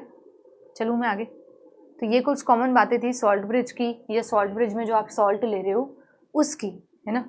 अब आप एक और बात सुनना मेरी ये बातें हुई यहाँ तक डन कि हम क्या कुछ करते हैं अपने गैल्वेनिक सेल में, है ना। ये मैंने आपको सारी बातें समझा दी। इसका मतलब आप एक बात समझो इसका मतलब ऐसे बोल सकती हूँ कि इस चीज को स्टार्ट करने के लिए, मैम मोबिलिटी वाला नहीं समझ आया, मोबिलिटी का मतलब है स्पीड, स्पीड का मतलब है जैसे NaCl अगर आप बोल रहे हो तो Na और Cl दोनों की स्पीड बराबर होनी चाहिए आयनिक सोल्यूशन में ट्रैवल करने की। जैसे आपके पास में एक आयनिक सोल्यूशन है, एक सोल्यूशन है, एक ZnSO4 का सोल्यूशन है, ठीक है, एक्वस है वो, डन। उसमें Na+ आयन को भागना है तो उसकी स्पीड, एक Cl- आयन को भागना है मतलब चलता है तो आयन की मोबिलिटी कहलाती है। तो अगर वो चल रहा है तो उसकी स्पीड, हम कह रहे हैं ऐसे आयन्स लो, ये पूरा डेटा होता है आयनिक मोबिलिटी का, और हम कहते हैं ऐसे आयन्स लो जिनकी मोबिलिटी कंपेरेबल हो। कंपेरेबल का मतलब क्या होता है, 19-20 चलेगा बट 19 और 12 नहीं चलेगा, बहुत ज़्यादा डिफरेंस है, समझ गए। ऐसा कि कंपेरेबल मोबिलिटी होनी चाहिए, उन आयन्स को हम सिलेक्ट करते हैं जो बराबर स्पीड से जाके बैलेंसिंग करेंगे। डन है। चलो, अगर अगर जेली सोल्यूशन है ना, अगर अगर जेली सोल्यूशन को कहते हैं कि जो पेस्ट से हम बनाते हैं, करेक्ट। चलो अब सुनना जरा आगे, ये सारी बातें हुई यहाँ से, डन। अब मैं आपसे एक क्वेश्चन क्या पूछने वाली थी, मैं भूल गई, एक मिनट। मैं आपको ये पूछने वाली थी कि यहाँ से, हाँ मैं ये पूछ रही थी आपसे कि अब ना इसमें आप एक बात समझना, यहाँ पे हमने किया क्या है, क्या ना हमने ना यहाँ पे केमिकल रिएक्शन से, अगर आप नोटिस करो कि कुछ इसका अगर ऑक्सीडेशन हुआ, अगर इस इलेक्ट्रोड से यहाँ पे आयन्स गिरे Zn2+ बन के और इलेक्ट्रॉन्स, 2 इलेक्ट्रॉन्स ऐसे आ रहे हैं, तो इसमें मेरे को कुछ इनिशिएट करना पड़ा क्या? क्या मुझे कोई एफर्ट लगाना पड़ा? क्या कोई मुझे बाहर से बैटरी या बाहर से कुछ भी इसको इलेक्ट्रॉन्स, इलेक्ट्रिसिटी कुछ भी देनी पड़ी? नहीं। इट मीन्स मैम आपने शुरुआत ही ऐसे करी थी पढ़ाने की कि इसमें मेटल है और मेटल को एक्वा सोल्यूशन मिला तो उसने इलेक्ट्रॉन्स इजेक्ट आउट कर दिए और आयन बना के सोल्यूशन में आ गया। इट मीन्स मुझे कुछ नहीं करना पड़ा, ये तो खुद ब खुद हुआ ना, बोलेंगे डन। इट मीन्स यहाँ पे मेरे कोई एफर्ट्स नहीं है, ये अपने आप यहाँ से चला, फिर 2 इलेक्ट्रॉन्स निकले, वो 2 इलेक्ट्रॉन्स यहाँ से चल के आगे चले गए तो ये यहाँ पे ग्लो कर गया। इट मीन्स मैं ऐसे कह सकती हूँ ना कि यहाँ पे आपकी केमिकल एनर्जी क्या हुई मैम, समझ नहीं आया। अरे केमिकल एनर्जी कौन सी हो गई कहना, क्योंकि इस वाले कंपार्टमेंट में ऑक्सीडेशन हुआ। सुनना, इस वाले कंपार्टमेंट में ऑक्सीडेशन हुआ, रिएक्शन हुई क्या, बोलना हाँ, कौन सी रिएक्शन, ऑक्सीडेशन की। कहना यहाँ पे ऑक्सीडेशन की रिएक्शन हुई, Zn2+ बना। कभी भी रिएक्शन होती है, केमिकल रिएक्शन होती है तो केमिकल एनर्जी इन्वॉल्व होती है। तो कहना यहाँ से केमिकल एनर्जी की मदद से ये जब इलेक्ट्रॉन्स चले, भाई रिएक्शन होगी, रिएक्शन की मदद से इलेक्ट्रॉन्स आए और इलेक्ट्रॉन्स आगे चले तो इलेक्ट्रिकल एनर्जी में कन्वर्ट हो गए, दैट इज बल्ब ग्लो कर गया। तो मैं ऐसे कहूँगी रिएक्शन क्योंकि खुद ब खुद हुई है, केमिकल रिएक्शन खुद हुई, केमिकल रिएक्शन हुई तो केमिकल एनर्जी प्रोड्यूस हुई, और कहना केमिकल एनर्जी बनी तो वो कन्वर्ट हो गई किस में, इलेक्ट्रिकल में। करेक्ट है क्या? केमिकल एनर्जी बनी तो वो कन्वर्ट हो गई इलेक्ट्रिकल एनर्जी में, और यही काम होता है आपके एक गैल्वेनिक सेल में, यही काम होता है आपके एक गैल्वेनिक सेल में। और ये जो काम हो रहा है ये स्पॉन्टेनियसली हो रहा है, इसमें हम कुछ नहीं कर रहे, हमारा कोई भी एफर्ट इसमें नहीं है ना, अपने आप हो रहा है कि रिएक्शन अपने आप हो रही है, रिएक्शन हो रही है तो केमिकल एनर्जी है, एनर्जी बनी तो उससे बल्ब ग्लो किया, दैट इज इलेक्ट्रिकल में कन्वर्ट हो गई, डन है। तो ये अपने आप ये जो सेल है ना, मेरे को ये कहना चाहिए कि जो रिएक्शन है ना, ये रिएक्शन अपने आप हुई है, दैट इज यहाँ एक स्पॉन्टेनियस रिएक्शन हो रही है, यहाँ भी एक स्पॉन्टेनियस रिएक्शन हो रही है। मैं सेल स्पॉन्टेनियस है ये नहीं कह रही, सुनना ध्यान से, मैं कह रही हूँ कि यहाँ पे रिएक्शन हुई है वो स्पॉन्टेनियसली हुई है, यहाँ पे भी रिएक्शन हुई है स्पॉन्टेनियस हुई है, हमने नहीं किया कुछ, डन। ये सेल स्पॉन्टेनियस है कि नहीं ये पता नहीं, लेकिन एक बात बोलूँगी, केमिकल रिएक्शन तो स्पॉन्टेनियसली हो रही है, डन है क्या? बोलना हाँ, ये जो रिएक्शंस हो रही है इनको कहना कि एग्जैक्टली ये स्पॉन्टेनियसली हो रही है। मैं ऐसे करके स्पॉन्टेनियस लिख दूंगी ना, कल को आप पढ़ लोगे गैल्वेनिक सेल स्पॉन्टेनियस होता है, ठीक है, लेकिन नॉन स्पॉन्टेनियस भी हो सकता है, वो क्या कंडीशन है वो भी पढ़ाऊंगी। तो आपको ये नहीं बोलना है कि सेल ही हमेशा स्पॉन्टेनियस है, नहीं, नॉन स्पॉन्टेनियस भी हो सकता है कि उल्टा काम करे, वो भी हो सकता है। इट मीन्स सेल स्पॉन्टेनियस से कहना गलत होगा, आप कहो कि इस डब्बे में जो रिएक्शन हो रही है ना ये स्पॉन्टेनियसली हो रही है, सही है, ये सेल वो सेल स्पॉन्टेनियसली अपनी अपनी रिएक्शंस कर रहे हैं, रिएक्शन करवाने में हमारा कोई इनिशिएशन नहीं है, वो अपने आप हो रहा है, डन। इट मीन्स सेल की reaction, the reactions of galvanic cell are spontaneous, correct, galvanic cell is spontaneous, may और मे नॉट करेक्ट, समझ में आया, ये बात है, ठीक है, कि रिएक्शंस हो रही है वो स्पॉन्टेनियसली हो रही है, वो करेक्ट है, उनमें हमें नहीं करवानी पड़ रही, वो तो रिएक्शन खुद ही हो रही है। लेकिन सेल स्पॉन्टेनियस है ये कहना सही भी हो सकता है और गलत भी, ठीक है, समझ गए। हर कंडीशन में, क्योंकि केमिस्ट्री के लिए कुछ भी ऑलवेज नहीं होता ना, तो पता चले गैल्वेनिक सेल को स्पॉन्टेनियस हमेशा बोला, पता चला हमेशा हम केमिस्ट्री में तो है ही नहीं, तो उल्टा भी आ गया, गलत हो जाएगा। इट मीन्स आप ये पढ़ो कि रिएक्शंस खुद ब खुद हो रही हैं, बट गैल्वेनिक सेल स्पॉन्टेनियस हमेशा, ये ट्रू नहीं है। डन, चले, करेक्ट है ना, समझ गए आप बात मेरी? तो बोलना ऐसे होता है, और ये एक फुल सेल रिएक्शन इस तरीके से बनती है। जो नोटेशंस हैं ये हमें बताने पड़ते हैं कि एक्वस है कि सॉलिड है कि एक्वस है कि क्या है। डन है, चलें आगे। जो एक्वस आ रहा है वो इलेक्ट्रोलाइट को इंडिकेट कर रहा है, जो सॉलिड आ रहा है वो इलेक्ट्रोड को बता रहा है। डन। अगर मेरे एक मन में बात आए, और वो बात ये आती है कि मैं ना इस पूरे के पूरे सेल को ना, इस पूरे सेल को इतना बड़ा बार बार ऐसे बनाऊंगी क्या? मेरे को कोई ऐसी रिप्रेजेंटेशन दे दो जो मैं छोटे से में तुमको बता दूं कि हाँ ये गैल्वेनिक सेल लिखा गया है। मतलब मैं ये आपसे चाह रही हूँ कि मेरे को इतना सारा नहीं बनाना, मेरे को कुछ छोटा शॉर्टकट दे दो। इट मीन्स हम अब पढ़ने जा रहे हैं सेल की रिप्रेजेंटेशन, कि इस गैल्वेनिक सेल को रिप्रेजेंट करते कैसे हैं। तो देखना, अब आता है नेक्स्ट में सेल रिप्रेजेंटेशन। ठीक है, अगला आता है आपके पास में सेल रिप्रेजेंटेशन। ठीक है, नेक्स्ट में लिखिएगा सेल की रिप्रेजेंटेशन, कि इस सेल को हम लोग रिप्रेजेंट कैसे करेंगे। सेल की रिप्रेजेंटेशन, ठीक है, सेल रिप्रेजेंटेशन, कि आप इस सेल को रिप्रेजेंट करोगे कैसे। हम इस सेल को ऐसे बताते हैं कि ये वाला पोर्शन जो है, एनोड वाला पोर्शन जो मैंने इधर बनाया था ना, एनोड डब्बा, वो एनोड इधर ही रहता है। बीच में सॉल्ट ब्रिज को हम लोग ऐसे दिखाते हैं, और यहाँ कैथोड आता है। उधर कैथोड बिल्कुल वैसे ही, जैसे डायग्राम नहीं बनाया क्या, है ना, बिल्कुल वैसे ही है कि इधर एनोड, सॉल्ट ब्रिज और उधर कैथोड। डन है। जो एक्सट्रीम एंड होंगे ना, एक्सट्रीम एंड मतलब बिल्कुल कॉर्नर्स, ये कॉर्नर और ये कॉर्नर। अब सुनना, बिल्कुल कॉर्नर्स में इलेक्ट्रोड्स आते हैं। इलेक्ट्रोड्स को मेंशन किया जाता है एकदम कोने में, यहाँ पे भी एकदम कोने में एक्सट्रीम एंड में हम लोग इलेक्ट्रोड को मेंशन करते हैं। डन।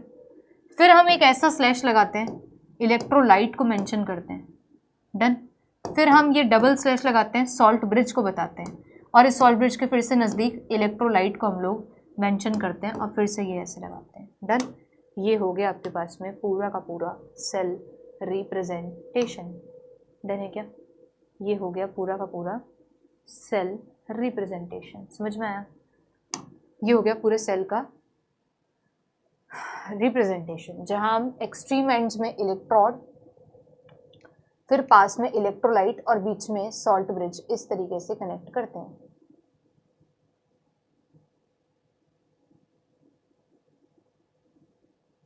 देन ये पूरा का पूरा आपका सेल का रिप्रेजेंटेशन रहता है। अगर मैं बात करूं कि भाई अभी वाले एग्जाम्पल में ना, अभी वाले एग्जाम्पल में एक बार करके बताओ कैसे रिप्रेजेंट करेंगे, तो कहना एनोड वाले में इलेक्ट्रोड का कौन था, जिंक था, जिंक सॉलिड, फिर एक स्लैश लगाया। इलेक्ट्रोलाइट कौन था मैम, ZnSO4, वो लिख दिया, एक्वस। सॉल्ट ब्रिज लगाया। कैथोड में इलेक्ट्रोलाइट कौन था मैम, कॉपर सल्फेट, वो लिखा, एक्वस। और यहाँ लिख के मैंने, कौन है इलेक्ट्रोड, कॉपर सॉलिड, कहना यहाँ लिख दिया कॉपर सॉलिड। डन है। अब एक दो बात समझना, एक तो ये बात कि इलेक्ट्रोड हमेशा सॉलिड ही होगा क्या, नहीं, है ना, इसका आंसर है नहीं। इट मीन्स गैस का भी हम लोग इलेक्ट्रोड बनाते हैं, वो मैं आगे बात करूंगी अगली क्लास में, कि इलेक्ट्रोड का भी, गैस का भी इलेक्ट्रोड बनता है। इट मीन्स जो कुछ भी हो, इनका फेज जो भी हो वो आपको मेंशन करना होता है, सॉलिड है, एक्वस है कि लिक्विड है कि क्या है, वो आपको बताना पड़ेगा। दूसरे नंबर की बात कि कभी कभी इसकी जगह, ये जो मैंने ऐसे बनाया है, कॉमा भी यूज होता है, कभी कभी कॉमा भी यूज होता है, वो भी सुन लो कब होता है। देखो, कभी आपके पास में सिंगल स्लैश यूज हो रहा है, तो ये बता रहा है डिफरेंट फेजेस को, कि दोनों के फेज डिफरेंट है। कभी कॉमा यूज हो रहा है, तो ये आपको बता रहा है कि सेम फेज है, दोनों के सेम ही फेज है। कभी आपके पास में डबल स्लैश यूज हो रहा है, तो ये बता रहा है कि सॉल्ट ब्रिज है। समझ पा रहे हो? ये चीज़ बताती है कि अरे भाई जो तुम लिख रहे हो वो एक सॉल्ट ब्रिज है, करेक्ट है। ये बातें हैं, कुछ रिप्रेजेंटेशन की कुछ बातें हैं। ये सिंगल स्लैश आपको इंडिकेट करता है डिफरेंट फेस को, है ना, कॉमा इंडिकेट करता है सेम फेस को, और डबल स्लैश रिप्रेजेंट करता है सॉल्ट ब्रिज को। डन है क्या? ये आप एक बार अच्छे से देख लो, फिर हम चलते हैं आगे।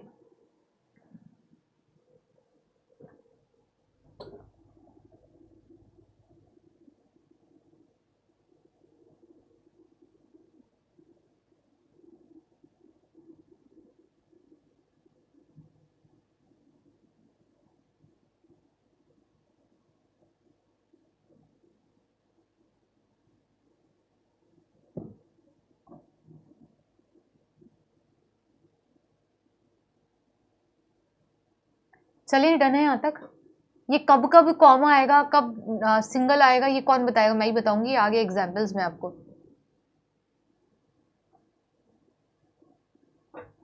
सेल की रिप्रेजेंटेशन में हम लोग बिल्कुल कॉर्नर्स में इलेक्ट्रोड्स लिखते हैं, नज़दीक में इलेक्ट्रोलाइट लिखते हैं और बीच में सॉल्ट ब्रिज लगाते हैं। चलिए आगे।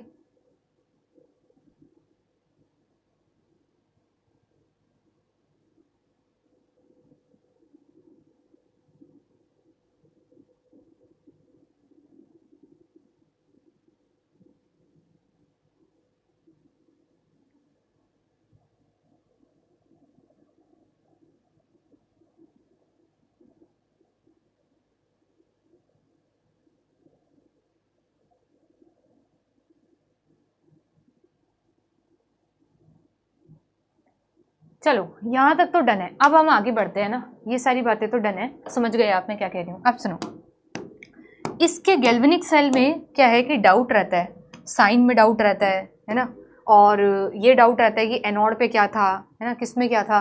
तो एक ट्रिक है जिससे आपकी बातें सॉल्व हो सकती हैं, और वो ट्रिक है लोन, LOAN, लोन। एक ट्रिक होती है अपने पास में लोन करके, LOAN।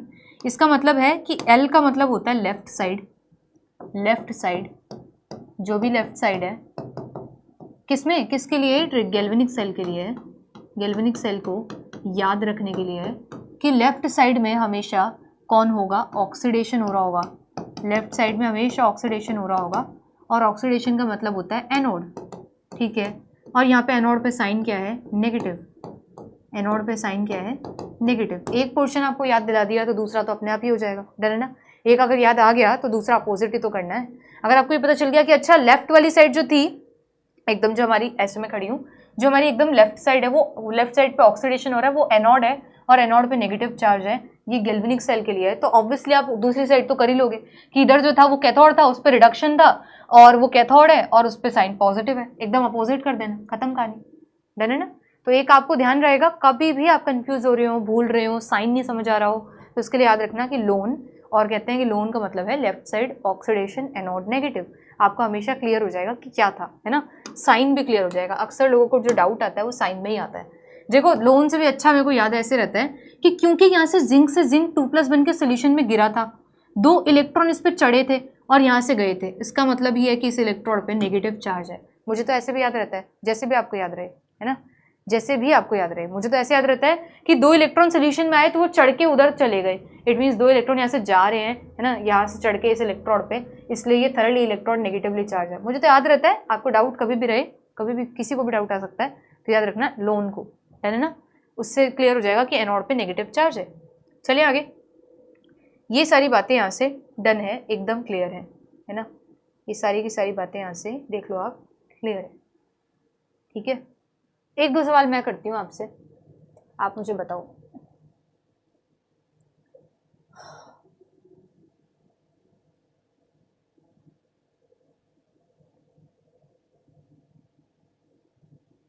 अच्छा,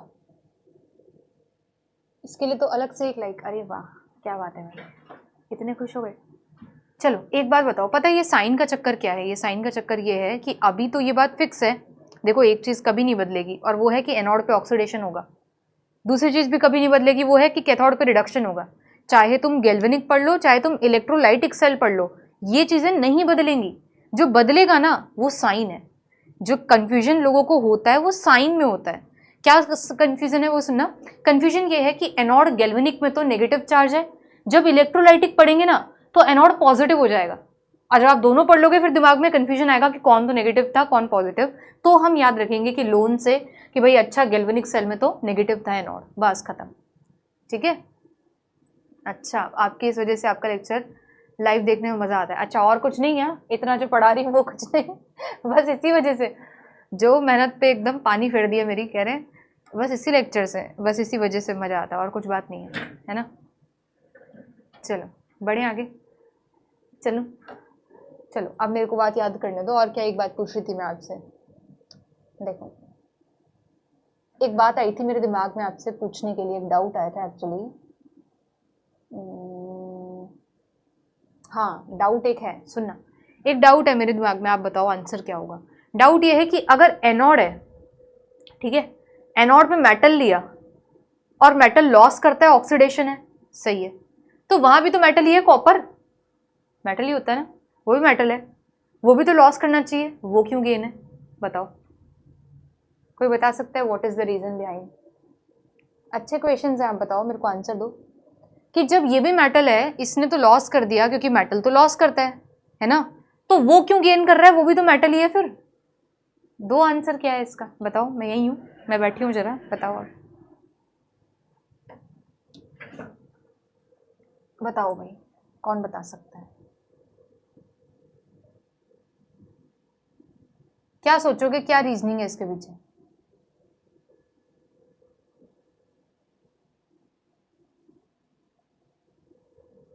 जब दोनों मेटल ही हैं फिर क्यों ऐसा हो गया? फिर हमें ये किसने बोला कि भाई एक तो ऑक्सीडेशन कर लेगा, एक रिडक्शन कर लेगा? मैंने यही क्यों लिया? Reduction potential of copper is more than zinc. अच्छा, वेरी गुड, है ना, बहुत सही। रिडक्शन हो रहा है मैम, गेन ऑफ इलेक्ट्रॉन। हाँ, मतलब आप कहना चाह रहे हो, देखो आप कहना चाह रहे हो, जो आप लोग आंसर दे रहे हो ना, आप मेरे को क्लियर आंसर दे रहे हो, जो आप मेरे को आंसर दे रहे हो वो एक्चुअली आ रहा है इलेक्ट्रोकेमिकल सीरीज से। मतलब आप मुझे ये बता रहे हो क्योंकि मैम कॉपर की रिडक्शन की टेंडेंसी ज़्यादा है इसलिए वो रिडक्शन कर रहा है। अच्छा, तो ये किसने डिसाइड किया? इट मीन्स अब सवाल का जवाब पता है क्या है? सवाल का जवाब सिर्फ एक है, वो है टेंडेंसीज। एक आंसर एक वर्ड से खत्म होता है, वो है टेंडेंसीज। इट मीन्स मैम अब टेंडेंसी डिसाइड करती है कि कौन से इलेक्ट्रोड की टेंडेंसी किसके लिए है। टेंडेंसी मतलब फितरत, है ना, तो किसकी टेंडेंसी किसके लिए है, कौन सा इलेक्ट्रोड, कौन सा मेटल, क्या टेंडेंसी। मेटल की तो टेंडेंसी ऑक्सीडेशन की है, नो डाउट, मेटल हमेशा चाहता है loss of electron, that is true, लेकिन किसकी टेंडेंसी क्या है? अब ये टेंडेंसी भी विद रेस्पेक्ट टू है। जैसे अब हाइट तो लंबी 5'8" भी हो सकती है, हाइट तो लंबी 6 भी हो सकती है, डिपेंड करता है कि विद रिस्पेक्ट टू किसके पूछ रहे हो। अगर आप मेरे से पूछो कि 5 वाला, तो 5 वाला भी लंबा हो सकता है विद रिस्पेक्ट टू 4.9, बोलना हाँ करेक्ट है। इट मीन्स लंबा तो 5'8" भी हो सकता है विद रिस्पेक्ट टू 5'6। अच्छा, लंबा तो 6 वाला भी हो सकता है with respect to 5'8। It means ये चीज टेंडेंसीज है, कॉपर भी मेटल है, वो भी लॉस कर सकता है, बट वो रिडक्शन क्यों कर रहा है? क्योंकि ये टेंडेंसीज विद रेस्पेक्ट टू है। विद रेस्पेक्ट टू मतलब कि अगर दो लोग आके खड़े हो गए आपके सामने कि एक मेटल है जिंक, एक मेटल है कॉपर, ठीक है, मेटल मेटल है, दोनों को लॉस करना है, लेकिन एक अगर मैं पूछूं किसको लॉस ज्यादा करना है, कौन एकदम तैयार है कि मेरे को तो इलेक्ट्रॉन्स को फेंकना ही है, तो ये बात होगी कि किसकी टेंडेंसी ज्यादा है। तो विद रेस्पेक्ट टू मतलब ये चलती है चीजें आपस में, म्यूचुअल चलती हैं, ये विद रेस्पेक्ट टू चलती हैं। तो कहना जब जिंक भी है कॉपर भी है तो with respect to zinc copper की टेंडेंसी जरा गेन करने की है, और with respect to copper zinc की टेंडेंसी जरा ज्यादा लॉस करने की है। समझ पाए क्या कि ये चीज आपस में विद रेस्पेक्ट टू चलती हैं? तो कहना कि जिंक की जो टेंडेंसी है कॉपर की रेस्पेक्ट में, इसकी टेंडेंसी ज्यादा लॉस की है। अब ये कौन डिसाइड कर रहा है? उसकी टेंडेंसी इसके कंपैरिजन में ज्यादा गेन की है, तो अच्छा ये कौन डिसाइड कर रहा है? इट मीन्स ये होता है इलेक्ट्रोड का पोटेंशियल। ये चीज जो टॉपिक आता है ना, ये डाउट से टॉपिक कनेक्ट होता है, और इस डाउट से नेक्स्ट टॉपिक है इलेक्ट्रोड पोटेंशियल। इट मीन्स ये इलेक्ट्रोड पोटेंशियल ये डिसाइड करता है कि with respect to someone other अपने इलेक्ट्रोड की क्या पोटेंशियल है, मतलब अपने इलेक्ट्रोड का क्या टेंडेंसी है, ये ऑक्सीडेशन दिखाएगा या ये रिडक्शन दिखाएगा। समझ पा रहे हो? ये जो टॉपिक कनेक्ट होता है इसके बाद में वो टॉपिक आता है आपके पास में इलेक्ट्रोड पोटेंशियल, है ना। जो टॉपिक कनेक्ट होता है ये आता है इलेक्ट्रोड पोटेंशियल। समझ पाए? इलेक्ट्रोड पोटेंशियल है कि tendency of electrode, tendency of the particular electrode for oxidation या फिर रिडक्शन। ऑक्सीडेशन या रिडक्शन के लिए आपकी क्या टेंडेंसी है, ये चीज इलेक्ट्रोड पोटेंशियल होता है। बोला डन। जैसे सपोज करो आप जिंक की बात कर रहे हो और कह रहे हो जिंक ना जिंक 2+ में जाना चाहता है। अगर आप ये समझा रहे हो मुझे तो अब इसका एक नंबर है। इट मीन्स आप मुझे ये समझाओगे कि इसका मैम एक ऑक्सीडेशन का पोटेंशियल है जिसको हम EOP कहते हैं। इट मीन्स साइंटिस्ट ने लोगों ने दिमाग लगाया और एक सीरीज बनाई, जिस सीरीज में इन्होंने सबकी टेंडेंसीज को देखा और कंपैरेटिवली चढ़ा दिया। ऐसे बोला जो इस सीरीज में टॉप के लोग हैं ना, वो टॉप के लोग, हम लोग इस तरीके से पढ़ते हैं कि टॉप में हम ऑक्सीडेशन को बिठाते हैं, फिर हम हाइड्रोजन को बिठाते हैं और नीचे हम रिडक्शन को बिठाते हैं। इट मीन्स हम एक सीरीज बनाते हैं जिसका नेम है इलेक्ट्रोकेमिकल सीरीज। ये उस तरीके से है कि आपकी क्लास है और अरेंज करना था हाइट के अकॉर्डिंग, तो सबको मैंने हाइट के अकॉर्डिंग लगा दिया कि टॉलेस्ट ऊपर आ जाएगा और सबसे छोटी हाइट वाला नीचे आ जाएगा, ऐसे सबको एक टेबल बना दी। डन।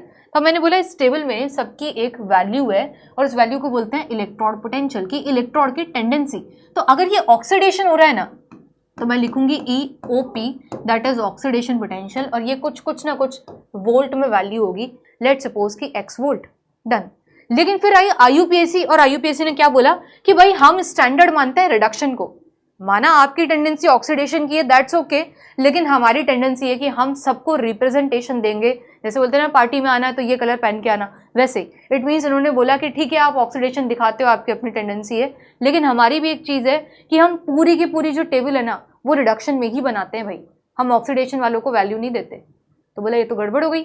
इसका मतलब कि ये जो चीज़ अगर ऑक्सीडेशन को दिखा रही है ना, इसी चीज़ को मैं उल्टा कर दूं तो ये रिडक्शन को दिखाने लगेगी। समझ पा रहे हो, गेन दिखाने लगेगी। बोला डन। सिंपल लैंग्वेज में बोलूं तो यही चीज़ अगर XOP है ना तो यही चीज़ RP भी बन सकती है, लेकिन साइन अपोजिट होगा, साइन अपोजिट होगा। समझे? किसी भी एक पर्टिकुलर एलिमेंट के लिए, लेट सपोज कि आप जिंक की बात कर रहे हो, जिंक की करनी चाहिए, फिर मतलब एक जिसकी भी बात कर रहे हो, कॉपर की कर रहे हो तो उसी की करना, लिथियम की कर रहे हो तो उसी के लिए करना। कहने का मतलब है फॉर अ पर्टिकुलर एलिमेंट अगर आप बात कर रहे हो और उसके कुछ ऑक्सीडेशन की वैल्यू XYZ वोल्ट आ रही है तो वही वैल्यू आपकी रिडक्शन की होगी बट अपोजिट साइन में। कहना अच्छा अगर उसका साइन प्लस का है OP में तो यहाँ साइन माइनस का होगा, अगर इसका यहाँ साइन माइनस में था तो यहाँ साइन प्लस का होगा। इट मीन्स वैल्यू का मैग्नीट्यूड सेम रहता है OP RP का, बस साइन बदल जाता है फॉर अ पर्टिकुलर एलिमेंट। कितने लोगों को बात समझ में आई? इट मीन्स हम एक बात बोल सकते हैं नोट लगा के कि IUPAC ने हमारे लिए एक पंगा कर दिया था कि भाई सारे एलिमेंट्स को आप लोग रिप्रेजेंट करना रिडक्शन में, तो हमने कहा कर देंगे, अब कोई टेंशन नहीं है, क्योंकि हमको पता है कि OP और RP का वैल्यू तो बराबर ही होता है, बस साइन अपोजिट होता है। समझ पाए? बोलो भाई। साइन अपोजिट होता है, वैल्यूज का मैग्नीट्यूड एकदम सेम होता है, बराबर सेम होता है, बस उनका जरा साइन अपोजिट होगा। कितने लोगों को समझ में आए? साइन अपोजिट होगा। इट मीन्स अगर मैं मेरी इलेक्ट्रोकेमिकल सीरीज देखूंगी ना, देखो एक बात समझाएं आपको, अगर आप इलेक्ट्रोकेमिकल सीरीज देखोगे ना, गूगल करके देख लेना भाई, है ना, अगर आप इलेक्ट्रोकेमिकल सीरीज देखोगे तो उस इलेक्ट्रोकेमिकल सीरीज में आपको ऐसे दिखेगा, कुछ कुछ टेबल उल्टी बनी हुई होती है, लेकिन मैं जो पढ़ाती हूँ और यूजुअली जो लोग पढ़ाते हैं वो यही होता है कि ऊपर ऑक्सीडेशन को रखते हैं हम लोग, है ना, ऑक्सीडेशन को रखते हैं, यहाँ कहीं न्यूट्रल इंसान आता है हाइड्रोजन, वो ना तो उसके लिए है, ना ऑक्सीडेशन के लिए ना रिडक्शन के लिए, हाइड्रोजन न्यूट्रल इंसान है, ठीक है। फिर आता है हाइड्रोजन और सबसे नीचे हम लोग रिडक्शन को रखते हैं, है ना, सबसे नीचे हम लोग रिडक्शन को रखते हैं। लेकिन मैम आपने तो ये कहा था कि IUPAC आया और उसने फिर ये बोल दिया कि भाई मैं तो सबकी वैल्यूज रिडक्शन में रखूंगा। इट मीन्स ये जो ऊपर वाले लोग हैं ना, ये बेचारे ऑक्सीडेशन दिखाते थे, लेकिन इनको मार मार के बोला क्योंकि नहीं IUPAC हमको रिस्ट्रिक्शन देके गया है, ऑक्सीडेशन में नहीं रख सकते, तो बेचारों को मार मार के रिडक्शन में बना दिया। इट मीन्स अगर बेचारा जिंक था और जिंक तो अच्छी खासी टेंडेंसी रखता है कि मैं तो लॉस करूंगा, बोला नहीं भाई टेबल में तेरे को रिडक्शन दिखना पड़ेगा। इट मीन्स अगर जिंक की वैल्यू कहीं आ रही होगी, सपोज कर लो 2.3 वोल्ट, कैसे ले रही हूँ कि अगर वो वैल्यू आ रही होगी 2.3 वोल्ट, बोला अगर तेरे को इस टेबल में बैठना है ना तो रिडक्शन बन के बैठ। इट मीन्स उसको मार मार कर जबरदस्ती हमने रिडक्शन में रिप्रेजेंट करा तो आगे माइनस लगा दी। जितने भी लोग अगर रिडक्शन स्टैंडर्ड है और वैल्यूज नेगेटिव में है तो पक्का आपको और मेरे को ये हिंट है कि ये तो चाहता ही नहीं था रिडक्शन हो, इसको तो जबरदस्ती बनाया है। कितने लोग समझ पाए मेरी बात? बहुत ही कॉमन लैंग्वेज में मैंने बात आपको समझा दी कि अगर कोई मेरे को 4 वैल्यूज दे रहा है, देखो कितनी अच्छी बात है, आप समझ जाओगे। देखो अगर लेट सपोज कि मेरे को एक एलिमेंट है A, एक है B, एक है C, एक है D, 4 एलिमेंट्स मिले, ठीक है, सबके RPs की वैल्यू मिली रिडक्शन पोटेंशियल की, एक की मिली 1.23, एक की मिली 1, एक की मिली 2 और एक की मिली माइनस का 0.5 और एक की मिली माइनस का 1.0 वोल्ट, ठीक है।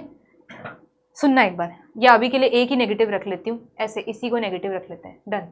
मैं आपसे पूछूं कि ये सबकी RPs की वैल्यू है, किसका मन सबसे ज्यादा है इसमें कि मैं रिडक्शन दिखाऊंगा? बताओ इन सब वैल्यूज में कौन सबसे ज्यादा तैयार है कि मैं रिडक्शन दिखाऊंगा, मेरे को ले लो। बताओ अगर ये RPs हैं, ये सारे डेटा RPs हैं, ये सारे डेटा रिडक्शन के हैं, तो इन रिडक्शन में से कौन एकदम तैयार है कि मेरे को रिडक्शन दिखाना है? बोलो।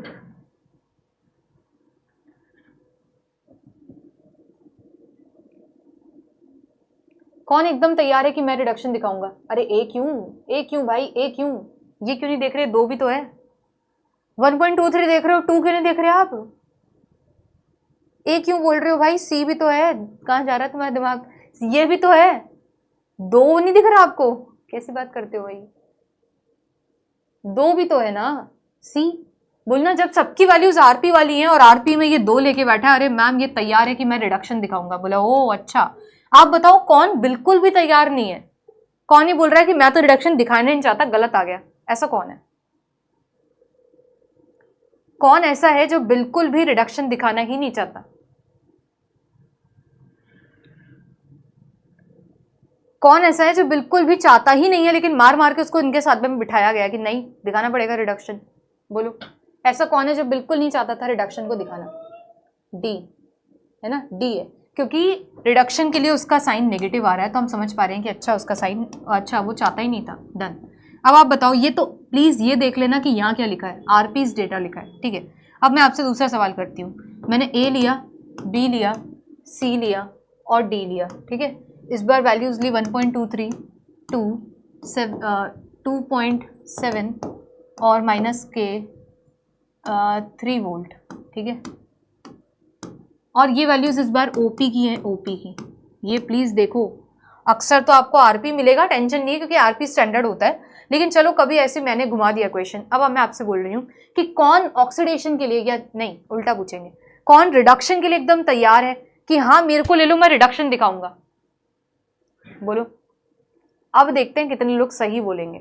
बताओ कौन इसमें रिडक्शन के लिए तैयार है कि मैं तो रिडक्शन दिखाना चाहता हूं, मेरे को प्लीज ले लो। बोलो। समझ पा रहे हो आप, है ना? क्योंकि कुछ लोग ना रट लेते हैं कि माइनस साइन आया तो पक्का वो ऑक्सीडेशन चाहता है। अब आप रटो मत, आप इसके अकॉर्डिंग चलो। इट मीन्स अब मैंने सारा डेटा ओपीज में लिखा है, और जब मैं ओपीज में डेटा लिख रही हूँ ना, इसका मतलब है कि ये भी सब लोग चाह रहे हैं कि ऑक्सीडेशन दिखाएंगे। ये एक इकलौता जिसको मार मार के ऑक्सीडेशन बनाया गया है, ये नेगेटिव साइन है। इट मीन्स ये चाह रहा है कि मैं नहीं चाहता था, मैं तो गलती से आ गया, मेरे को मार मार के बनाया है। इट मीन्स ये सब, ये 3 लोग तो ऑक्सीडेशन के फेवर में है, ये फेवर में नहीं है। ये नहीं है तो ये रिडक्शन है। समझ गए क्या? अब आप समझ गए होंगे, आई होप, है ना? पक्का आप समझ गए होंगे कि मैं क्या कह रही हूँ। समझ गए पक्का? अच्छा, अगर आप ये समझ गए ना, तो क्या मैं यहीं से एक टॉपिक कनेक्ट कर दूं क्या, ऑक्सीडाइजिंग एजेंट, रिड्यूसिंग एजेंट का? देखो एक टॉपिक आता है ऑक्सीडाइजिंग एजेंट। ऑक्सीडाइजिंग एजेंट दुनिया भर के डाउट रहते हैं लोगों को इसमें, और एक आता है रिड्यूसिंग एजेंट। रिड्यूसिंग एजेंट सुनना, अगर आप ये समझ गए तो आप मेरी बात समझ पाएंगे। देखो कैसे, ऑक्सीडाइजिंग एजेंट का मतलब है, एजेंट कौन होता है? जैसे हम आज घर खरीदते हैं, है ना, हम कोई एजेंट हायर करते हैं तो वो हमको घर दिखाता है। अच्छा, कोई सा भी एजेंट होता है, वो क्या काम करता है? जो उसका नाम होता है वो उसी के लिए काम करता है। जैसे मैंने बोला ये ऑक्सीडाइजिंग एजेंट है, इट मीन्स ये ऑक्सीडेशन करता है। और वो एजेंट किसके लिए काम करता है भाई? दूसरों के लिए। जैसे मैंने बोला कि कुछ भी ले लो भाई, कि ठीक है कोई एक ऐसा एजेंट है जो घर दिखाता है, किसके लिए काम करेगा? मैंने बोला मुझे घर देखना है, तो मेरे लिए काम कर रहा है वो, ठीक है।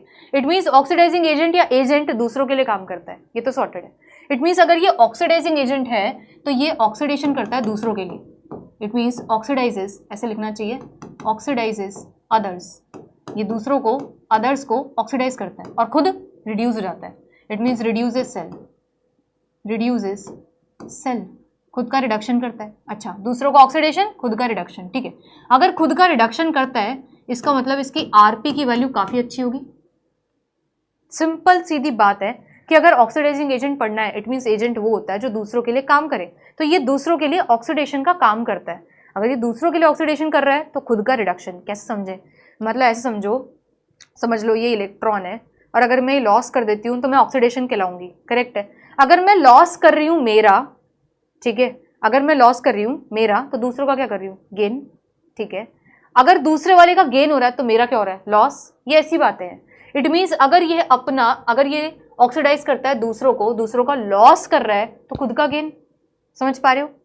कि अगर ये सपोज कर लो दूसरों से इलेक्ट्रॉन लेके आ जाता है, खुद दूसरों का लॉस कर देता है, दूसरे बोलते हैं ले जा भाई ऑक्सीडेशन लॉस, तो ये लेके आ जाता है, इट मीन्स खुद का गेन।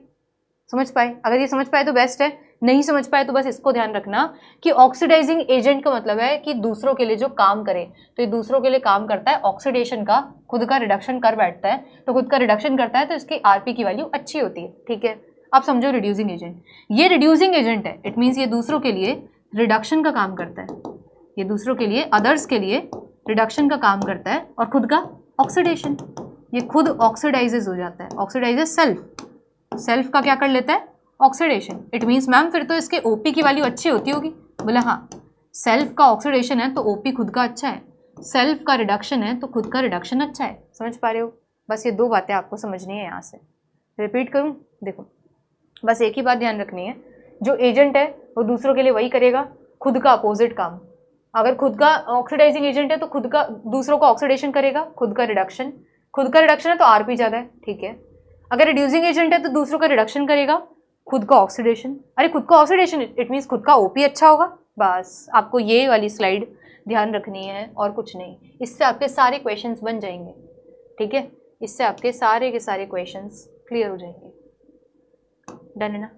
इससे आपके सारे क्वेश्चंस हो जाएंगे, कभी भी कोई क्वेश्चन आएगा तो आराम से आप कर लोगे। डन है क्या? मैं आपको अब कुछ क्वेश्चंस बना के दूंगी और पूछूंगी।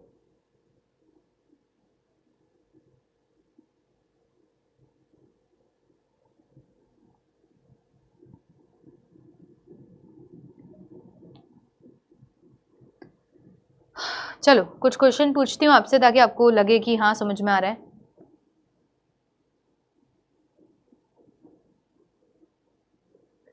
Ma'am OP and RP oxidising, हाँ सुन लो, अच्छी बात है। एक बात मानसी ने याद दिलाई, सुनना, एक वर्ड ऐसे भी आता है, एक वर्ड आता है रिड्यूसिंग पावर, एक वर्ड आता है ऑक्सीडाइजिंग पावर। ये क्या है? सीधी बात है कि कभी भी तुमसे पूछ लिया ना रिड्यूसिंग पावर मतलब रिड्यूसिंग एजेंट पूछ रहे हैं, सिंपल है ना। अगर आपसे रिड्यूसिंग पावर पूछ लिया ना किसी ने, reducing power, it means reducing power और रिड्यूसिंग एजेंट एक ही बात होती है। अगर कोई आपसे पूछ रहा है ना oxidising power, oxidising power, oxidising power और ऑक्सीडाइजिंग एजेंट एक ही बात होती है। ये दोनों बातें एक ही हैं, ये दोनों बातें एक ही हैं। जो पावर है वो एजेंट ही एक तरीके से, करेक्ट है। रिड्यूसिंग पावर मतलब रिड्यूसिंग एजेंट, ऑक्सीडाइजिंग पावर मतलब ऑक्सीडाइजिंग एजेंट। अब कुछ सवाल देती हूँ ताकि समझ में आए। देखो मैं कुछ क्वेश्चंस दे रही हूँ आपको, जैसे मैंने लिखा ये आरपीस की वैल्यू है, ए है, बी है, ये सी है और ये डी है। आरपीस की पावर्स हैं, मैंने कहा इसकी पावर है 2.3 वोल्ट, 1.56 है ना, 2.02 माइनस का, या चलो प्लस का ही ले लो, पहले प्लस का ही ले लो, 2.02 और इसको ले लो आप कितना 0.5 वोल्ट। डन। ऐसे एक बार आप रिपीट मत करवाओ, रिपीट जितना करवाते हो ना उतना कन्फ्यूजन फैलता है। आप सिर्फ इस स्लाइड को एक बार के लिए देखो, सिर्फ इस स्लाइड को आप देख लो, रिपीट मत करवाओ, वो तो क्वेश्चन से क्लियर हो जाएगा। आप सिर्फ इसको देख लो एक बार और लिख लो, ठीक है। फिर मैं सवाल पे आ रही हूँ। देखो सवाल ऐसा है, डन है ना, कि ये रिड्यूसिंग एजेंट, ये सॉरी ABCD ये हैं और ये रिड्यूसिंग पावर्स है इनकी, है ना। ये अरे क्या बोल रही हूँ, ये ABCD है और ये इनकी रिडक्शन पोटेंशियल की वैल्यूज दी है, ये इनके आरपी की वैल्यू दी है, दैट इज रिडक्शन पोटेंशियल की वैल्यूज दी है। क्या होता है ना, तुम लोग रिपीट करवाते हो ना तो वर्ड्स कुछ के कुछ निकल जाते हैं, इसलिए रिपीट मत करवाओ, आप क्वेश्चन से समझ लो, ठीक है। हाँ आप क्वेश्चन से समझो। देखो ये मैंने आपको रिडक्शन पोटेंशियल की वैल्यूज दी हैं, करेक्ट है, करेक्ट है। मैं आपसे क्या पूछ रही हूँ, सुनना, मैं आपसे पूछ रही हूँ बेस्ट रिड्यूसिंग एजेंट या बेस्ट ऑक्सीडाइजिंग एजेंट। मैं आपसे पूछ रही हूँ कौन सबसे बेस्ट ऑक्सीडाइजिंग एजेंट होगा। आप सुनो कैसे करना है ना, शांति से सुनो। देखो एक बार क्या करना है वो सुनो, है ना, मैं समझा रही हूँ। आपसे पूछा है कि ऑक्सीडाइजिंग एजेंट कौन बेस्ट होगा। आप ये बताओ एजेंट कौन होता है, कहना ऑक्सीडाइजिंग एजेंट की डेफिनेशन आनी चाहिए। इसका मतलब oxidises others and reduces self. अब सेल्फ का रिडक्शन है तो इट मीन्स रिडक्शन पोटेंशियल की वैल्यू हाई होगी, मामला ही खत्म। इट मीन्स मुझे सिर्फ इतना समझना है कि बेस्ट OA पूछ लिया तो उसके आरपी की वैल्यू बहुत खतरनाक होगी। इट मीन्स किसकी आरपी की वैल्यू ज़्यादा है, कहना इसकी आरपी की वैल्यू ज़्यादा है, तो यही है मेरा बेस्ट ऑक्सीडाइजिंग एजेंट। समझ पाए? बेस्ट कितनी सी देर में आंसर आया, विद इन सेकेंड्स। तो कहना it means best oxidising agent का आंसर आएगा A, क्योंकि इसके आरपी की वैल्यूज़ ज़्यादा है, सबसे ज़्यादा है। डर है क्या? विदिन सेकेंड्स आप कर लोगे अगर आप मेरी ये बात समझ गए तो। इट मीन्स आप ये सिर्फ डेफिनेशन याद रखो कि OA कौन होता है, ऑक्सीडाइजिंग एजेंट कौन होता है। बोलो ऑक्सीडाइजिंग एजेंट मतलब जो ऑक्सीडाइज करे दूसरों का, रिडक्शन करे खुद का रिडक्शन ना। इट मीन्स खुद के आरपी की वैल्यू ज्यादा। आप चेक करो आरपी कौन ज्यादा है, वो आंसर खत्म। डन है क्या? कर लोगे? बस ऐसे करना है। देखो अब ये क्वेश्चन लोगों को इतने कॉम्प्लेक्स लगते हैं ना, आपको लग रहा होगा भी आसान है, बट बहुत कंफ्यूजन होता है लोगों को। I am seriously telling you. देखो मैं आपको कुछ और बताती हूँ। ऑक्सीडाइजिंग पोटेंशियल की वैल्यूज दी है इस बार, है ना, आपको थोड़ा घुमाते हैं। देखो माइनस का 1.23, माइनस का 2.0 वोल्ट, 0.5 वोल्ट, माइनस के 2.3 वोल्ट। आपसे मैंने पूछा बेस्ट OA, ऑक्सीडाइजिंग एजेंट कौन बेस्ट है?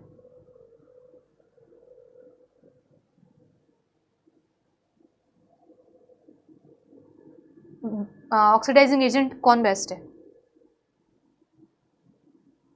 सोचो, आराम से आंसर दो। ऑक्सीडाइजिंग एजेंट कौन बेस्ट है? ऑक्सीडाइजिंग एजेंट की डेफिनेशन क्या है? ऑक्सीडाइजिंग एजेंट मतलब जो एजेंट दूसरों के लिए काम करे। इट मीन्स ऑक्सीडाइजेस, ऐसे लिखना है, अदर्स, कभी गलती नहीं होगी, है ना, एंड रिड्यूसेस सेल्फ ना। इट मीन्स खुद के आरपी की वैल्यू अच्छी होगी, ठीक है। बट ये तो ओपी दे दिया आपने, हमारा तो मामला ही खराब हो गया, है ना, खराब हो गया लोग। और रिड्यूसेस सेल्फ चाहिए था, आरपी हाई चाहिए था, लेकिन आरपी तो मिला ही नहीं, यहाँ तो ओपी दे रखा है। अब क्या करूँ मैं? हम तो फंस गए। इट मीन्स जिसके रिडक्शन की टेंडेंसी हाई हो और दे मैंने ऑक्सीडेशन रखी है। अब दो तरीके हैं, या तो आप इनको आरपीज में कन्वर्ट कर लो, आप आरपी में कन्वर्ट कर लो, साइन अपोजिट हो जाते हैं। ये 1.23, ये 2 वोल्ट, ये 0.5 माइनस का हो जाएगा और ये प्लस का 2.3 हो जाएगा। अब सिंपल है, आरपीज आ गई सारी। आरपी देख लो किसका आई है मैम, ये डी, खत्म आंसर। एक तरीका तो ये है, समझ पा रहे हो कि डेफिनेशन तो फिक्स है, डेफिनेशन कहीं नहीं जा रही कि बेस्ट OA का मतलब है ऑक्सीडाइजिंग एजेंट होता है oxidises other, reduces self. Reduces self है तो आरपी हाई होगा, बट आरपी तो था ही नहीं, फंस गए। आरपी नहीं था तो आरपी बना लिया ना, 1 मिनट लगता है। ओपी और आरपी सेम ही होते हैं, साइन अपोजिट होते हैं। तो ओपी दिया था, आरपी बना लिया, आरपी बनाते आंसर आ गया। समझ पाए? कितने लोगों को समझ में आया पहले तो ये बता दो, फिर मैं एक अप्रोच और सिखाऊंगी आपको। ये बताओ, पहले तो ये बताओ कितने लोगों को मेरी बात समझ में आ गई कि 1 सेकंड नहीं लगता, ओपी से आरपी में आ जाएंगे, फिर कर लेंगे कंपैरिजन। बोलो, ओपी आरपी सेम होते हैं, साइन अपोजिट होता है, तो मैंने सबको चेंज कर लिया, फिर कंपेयर कर लिया। बोलो, क्लियर है क्या आपको? कितने लोगों को मेरी बात क्लियर है कि मैंने आरपी हाई चाहिए था लेकिन आरपी का डेटा ही नहीं था, डेटा ही ओपी का है, तो मैंने अपोजिट कर लिया, फिर कंपेयर कर लिया। इजी, समझ में आ गया आपको? पक्का ये डन है ना, क्लियर है? अगर आप ये समझ गए ना, मैं एक अप्रोच आपको और सिखाती हूँ, देखो वो और मजेदार है। वो अगर आपको जो इजी लगे आप वो कर लेना। देखो ये तो आपको आ जाना चाहिए समझ। अब एक अप्रोच अलग तरीके से कैसे देखते हैं वो देखो, कि सपोज करो कि मेरे को ना ओपी का डेटा चाहिए था, है ना, मेरे को ओपीज का डेटा चाहिए था, या कोई भी क्वेश्चन ले लेते हैं चलो, कि मेरे को ये आरपीज का डेटा दिया हुआ है, ये डेटा दिया हुआ है। तुम तो छोड़ो ओपी आरपी, कुछ भी छोड़ दो, है ना। एक नई अप्रोच सिखा रही हूँ, अगर वो आ जाए आपको ठीक है, नहीं तो ये तो बेस्ट है ही, ठीक है। अप्रोच ये कहती है कोई सा भी डेटा उठा लो, मान लो मैंने ये डेटा उठा लिया, मैं तो जानती ही नहीं हूँ मेरे को ओपी दिया है कि आरपी, मेरे को तो सिर्फ ये दिख रहा है कि ये वैल्यूज है, ठीक है, ये वैल्यूज है। मान लो कि मेरे को ये दिख रहा है, मेरे को ये दिख रहा है।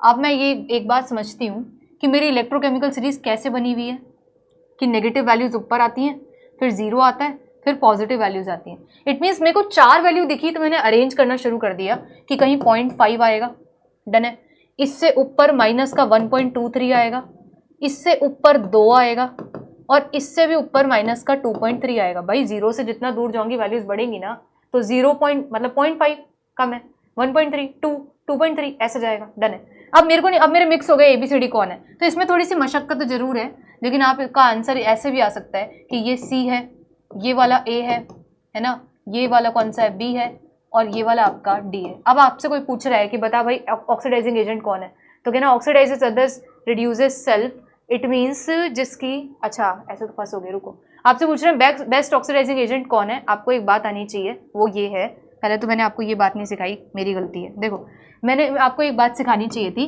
कि जब आप ऊपर ऑक्सीडेशन देखते हो, यहाँ हाइड्रोजन होता है, और नीचे आप रिडक्शन देखते हो, करेक्ट है ना। आप सुनना, जब आप नीचे नीचे जाते हो ना, बेस्ट नीचे नीचे जाते हो, तो आपको बेस्ट OA मिलता है, बेस्ट ऑक्सीडाइजिंग एजेंट मिलता है। जितना नीचे जाओगे अपोजिट मिलता है। अगर यहाँ रिडक्शन है तो बेस्ट OA मिलेगा, और अगर टॉप पे हो तो बेस्ट RA मिलेगा। बस जितना ऊपर हो बेस्ट RA मिलेगा। रिड्यूसिंग एजेंट उतना ही बढ़िया ऊपर होगा, जितना नीचे हो उतना ही बढ़िया ऑक्सीडाइजिंग एजेंट होगा। भाई मेरे को ये पता है कि टेबल में ऊपर ऑक्सीडेशन है, फिर हाइड्रोजन है, फिर रिडक्शन है, तो मुझे ये भी पता है कि अगर ऑक्सीडेशन है तो अपोजिट दैट इज RA ऊपर मिलेगा, रिडक्शन है तो बेस्ट OA नीचे मिलेगा। अब देखो मैंने मेरी टेबल अरेंज कर ली कि 0 फिर अपर वैल्यू फिर अपर उससे अपर क्या चाहिए, बेस्ट OA। बोला बेस्ट OA तो नीचे मिलता है। इट मीन्स अरे एक सेकेंड, ये कैसे हो गया बेस्ट OA? एक मिनट, ये क्या हो गया? एक मिनट भाई, ये क्या कर दिया मैंने? एक सेकेंड, बेस्ट OA ना अपोजिट बोल दिया क्या? एक सेकेंड, बेस्ट OA तो नीचे मिलेगा रिडक्शन के लिए। एक मिनट भाई, एक मिनट, मैंने कुछ गड़बड़ कर दी।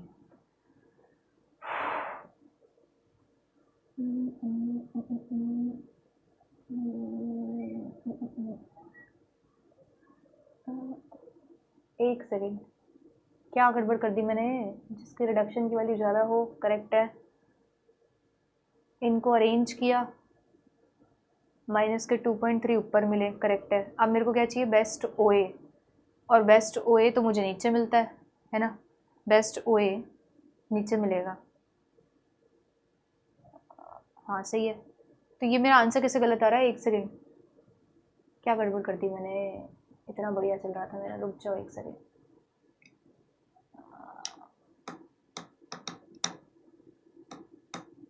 अपोजिट करके, अच्छा, समझ गए। मैंने गड़बड़ ये कर दी, देखो मिस्टेक मैंने ये कर दी कि मैंने OP की वैल्यूज़ रखी हैं, है ना, बट गड़बड़ फिर भी होनी तो नहीं चाहिए। रीज़न बीइंग कि माइनस में वैल्यूज़ तो है ही ना, और मैंने माइनस की वैल्यूज़ रखी हैं। अच्छा अपोजिट फिर भी हो गया, गड़बड़। देखो ये गलती मेरे से ये हुई कि मैंने ना OPs वाली वैल्यू रख दी, जबकि सीरीज़ तो RPs में बनी हुई है ना, समझ गए क्या? गड़बड़ मेरे से ये हुई है कि मैंने OPs की वैल्यू रख दी, मेरे को RPs की वैल्यू रखनी चाहिए, टेबल RPs में बनी है। तो अगर मैं ये वाली वैल्यू मुझे चुननी चाहिए थी, ये गड़बड़ हो गई, ये गलती हो गई मेरे से, है ना। मेरे को RPs की वैल्यू चुननी चाहिए थी। मैं आराम से RPs की वैल्यू चुनूंगी, तो ऐसे अरेंज करूंगी। अब देखना ये माइनस का 0.5 है ना। अब देखना तो यहाँ पे कहीं हाइड्रोजन आएगा, माइनस का 0.5 ऊपर आ जाएगा, डन है। ये कौन है? ये C है, डन है ना। फिर कौन है आपके पास में? जितना नीचे जाएंगे तो यहाँ पे कौन आएगा? 1.23, यहाँ 1.23 आएगा विच इज़ A, डन है। फिर थोड़ा सा नीचे जाएंगे 2 आएगा और विच इज़ B, सही है। अरेंज ही मैंने गलत कर लिया था, मैंने OPs में अरेंज कर लिया था, ये आ गया, और ये आपका D है। हाँ आप सही है। अब बोलना आपको चाहिए बेस्ट OA, और बेस्ट OA आपको नीचे मिलता है। करेक्ट ऑप्शन यहाँ से भी वही आ रहा है कि D, सही है ना। मेरी गलती हो गई, मैंने OPs को अरेंज कर लिया। RPs में टेबल होती है तो मेरे को RPs वाला डेटा अरेंज करना चाहिए था ना।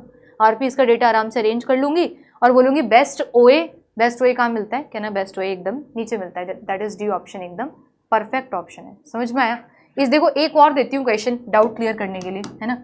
एक और क्वेश्चन देती हूँ, अभी आप समझोगे। देखो कैसे, देखो आपके पास में एक क्वेश्चन और है कि एक RPs का डेटा दे रही हूँ डायरेक्टली A B। अब पता है समस्या क्यों नहीं है? आप सोचोगे पहले तो कन्वर्ट करूं फिर अरेंज करूं, ये तो और कॉम्प्लेक्स बता दिया, हमारा तो पहले वाला ही ठीक है, ये सोचोगे ना। लेकिन इसमें अच्छी बात यह है कि डेटा ऑलवेज आपको RPs में ही मिलता है, तो टेंशन ही नहीं है, डन है। अब देखो, और ये बात भी पता है मैंने क्यों सिखाई? मैं चाहती तो मैं आपको एक ही चीज़ सिखा सकती थी, इससे आंसर खत्म कर सकते थे। ये वाली चीज़ मैंने पता है क्यों सिखाई है? क्योंकि अक्सर लोगों को वो वाला डाउट आता है कि वैल्यू जितनी माइनस में उतनी छोटी उतनी बड़ी, तो ये बात मैंने कहीं बोली ही नहीं। और मैंने तो बोला अगर आपको RPs का डेटा मिल रहा है ना, तो सिंपल एक नंबर सीरीज अरेंज कर लो और उस सीरीज में देख लो OA चाहिए तो नीचे मिलेगा, RA चाहिए तो ऊपर मिलेगा। बस देखो कैसे, जैसे मैंने लिखा एक वैल्यू आ रही है आपके पास में, मान लो कि 2.4 माइनस के, एक आ रही है माइनस का 3.2, एक वैल्यू आ रही है आपके पास में 2 ओनली, और एक वैल्यू आ रही है 0.05। ठीक है, आपसे मैंने पूछा बेस्ट RA ये पूछा। अब आप कैसे भी करो काम, मैंने RA पूछ लिया, बेस्ट RA पूछ लिया, बेस्ट रिड्यूसिंग एजेंट पूछ लिया, क्या करेंगे? बोलना बेस्ट रिड्यूसिंग एजेंट का मतलब है एजेंट दैट इज दूसरों के लिए काम करेगा, reduces others and oxidises self. It means ma'am इसके तो OA की वैल्यू उसकी OP की वैल्यू अच्छी होनी चाहिए, करेक्ट ना। इसके OP की वैल्यू अच्छी होनी चाहिए, इसकी ऑक्सीडेशन के लिए टेंडेंसी बहुत अच्छी होनी चाहिए। डन है, दोनों तरीके से देख लेंगे कैसे आ रहा है आंसर ना। देखो इसकी ऑक्सीडेशन की टेंडेंसी अच्छी होनी चाहिए। अब ओपी की वैल्यू अच्छी होनी चाहिए, सारी वैल्यूज तो आरपी में दी है, तो या तो आप इसको कन्वर्ट ही कर लो, कन्वर्ट कर लो, कन्वर्ट करके भी देख लेते हैं एक बार। अगर आप इसको ओपीज में कन्वर्ट करोगे 1 सेकंड नहीं लगता। ये 2.4 हो गया, ये 3.2 हो गया, ये -2 हो गया, ये माइनस के 0.5 हो गया। बोलो किसके ओपी की वैल्यू ज़्यादा आ रही है? कहना ओपी की वैल्यू इसकी अच्छी आ रही है। इट मीन्स करेक्ट ऑप्शन कौन सा है? ए।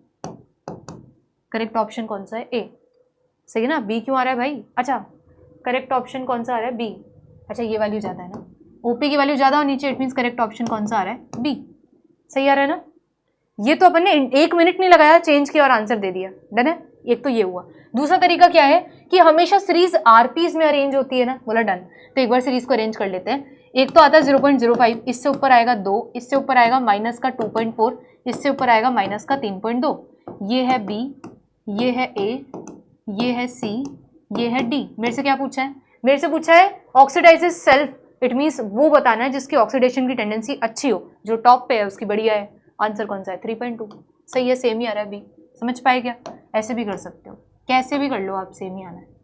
बताओ समझ पाए कि मेरे से पूछा बेस्ट आ रहे, इट मीन्स मेरे को ओपी की वैल्यू हाई चाहिए, ऑक्सीडेशन के लिए चाहिए। ऑक्सीडेशन के लिए सीरीज में सबसे ऊपर यही है, बी। खत्म कहानी, ऊपर वाले ऑक्सीडेशन होते हैं ना, बस खत्म, बी। समझ पाए कि आप कैसे भी कर लो सेम ही आंसर आएगा। डन।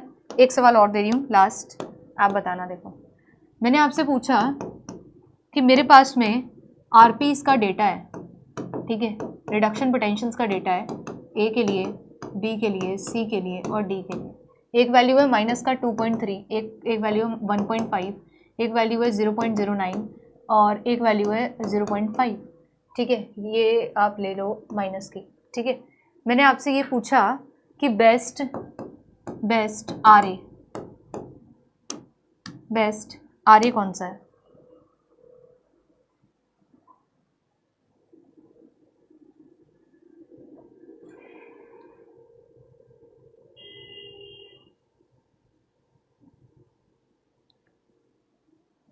बेस्ट आ रहे,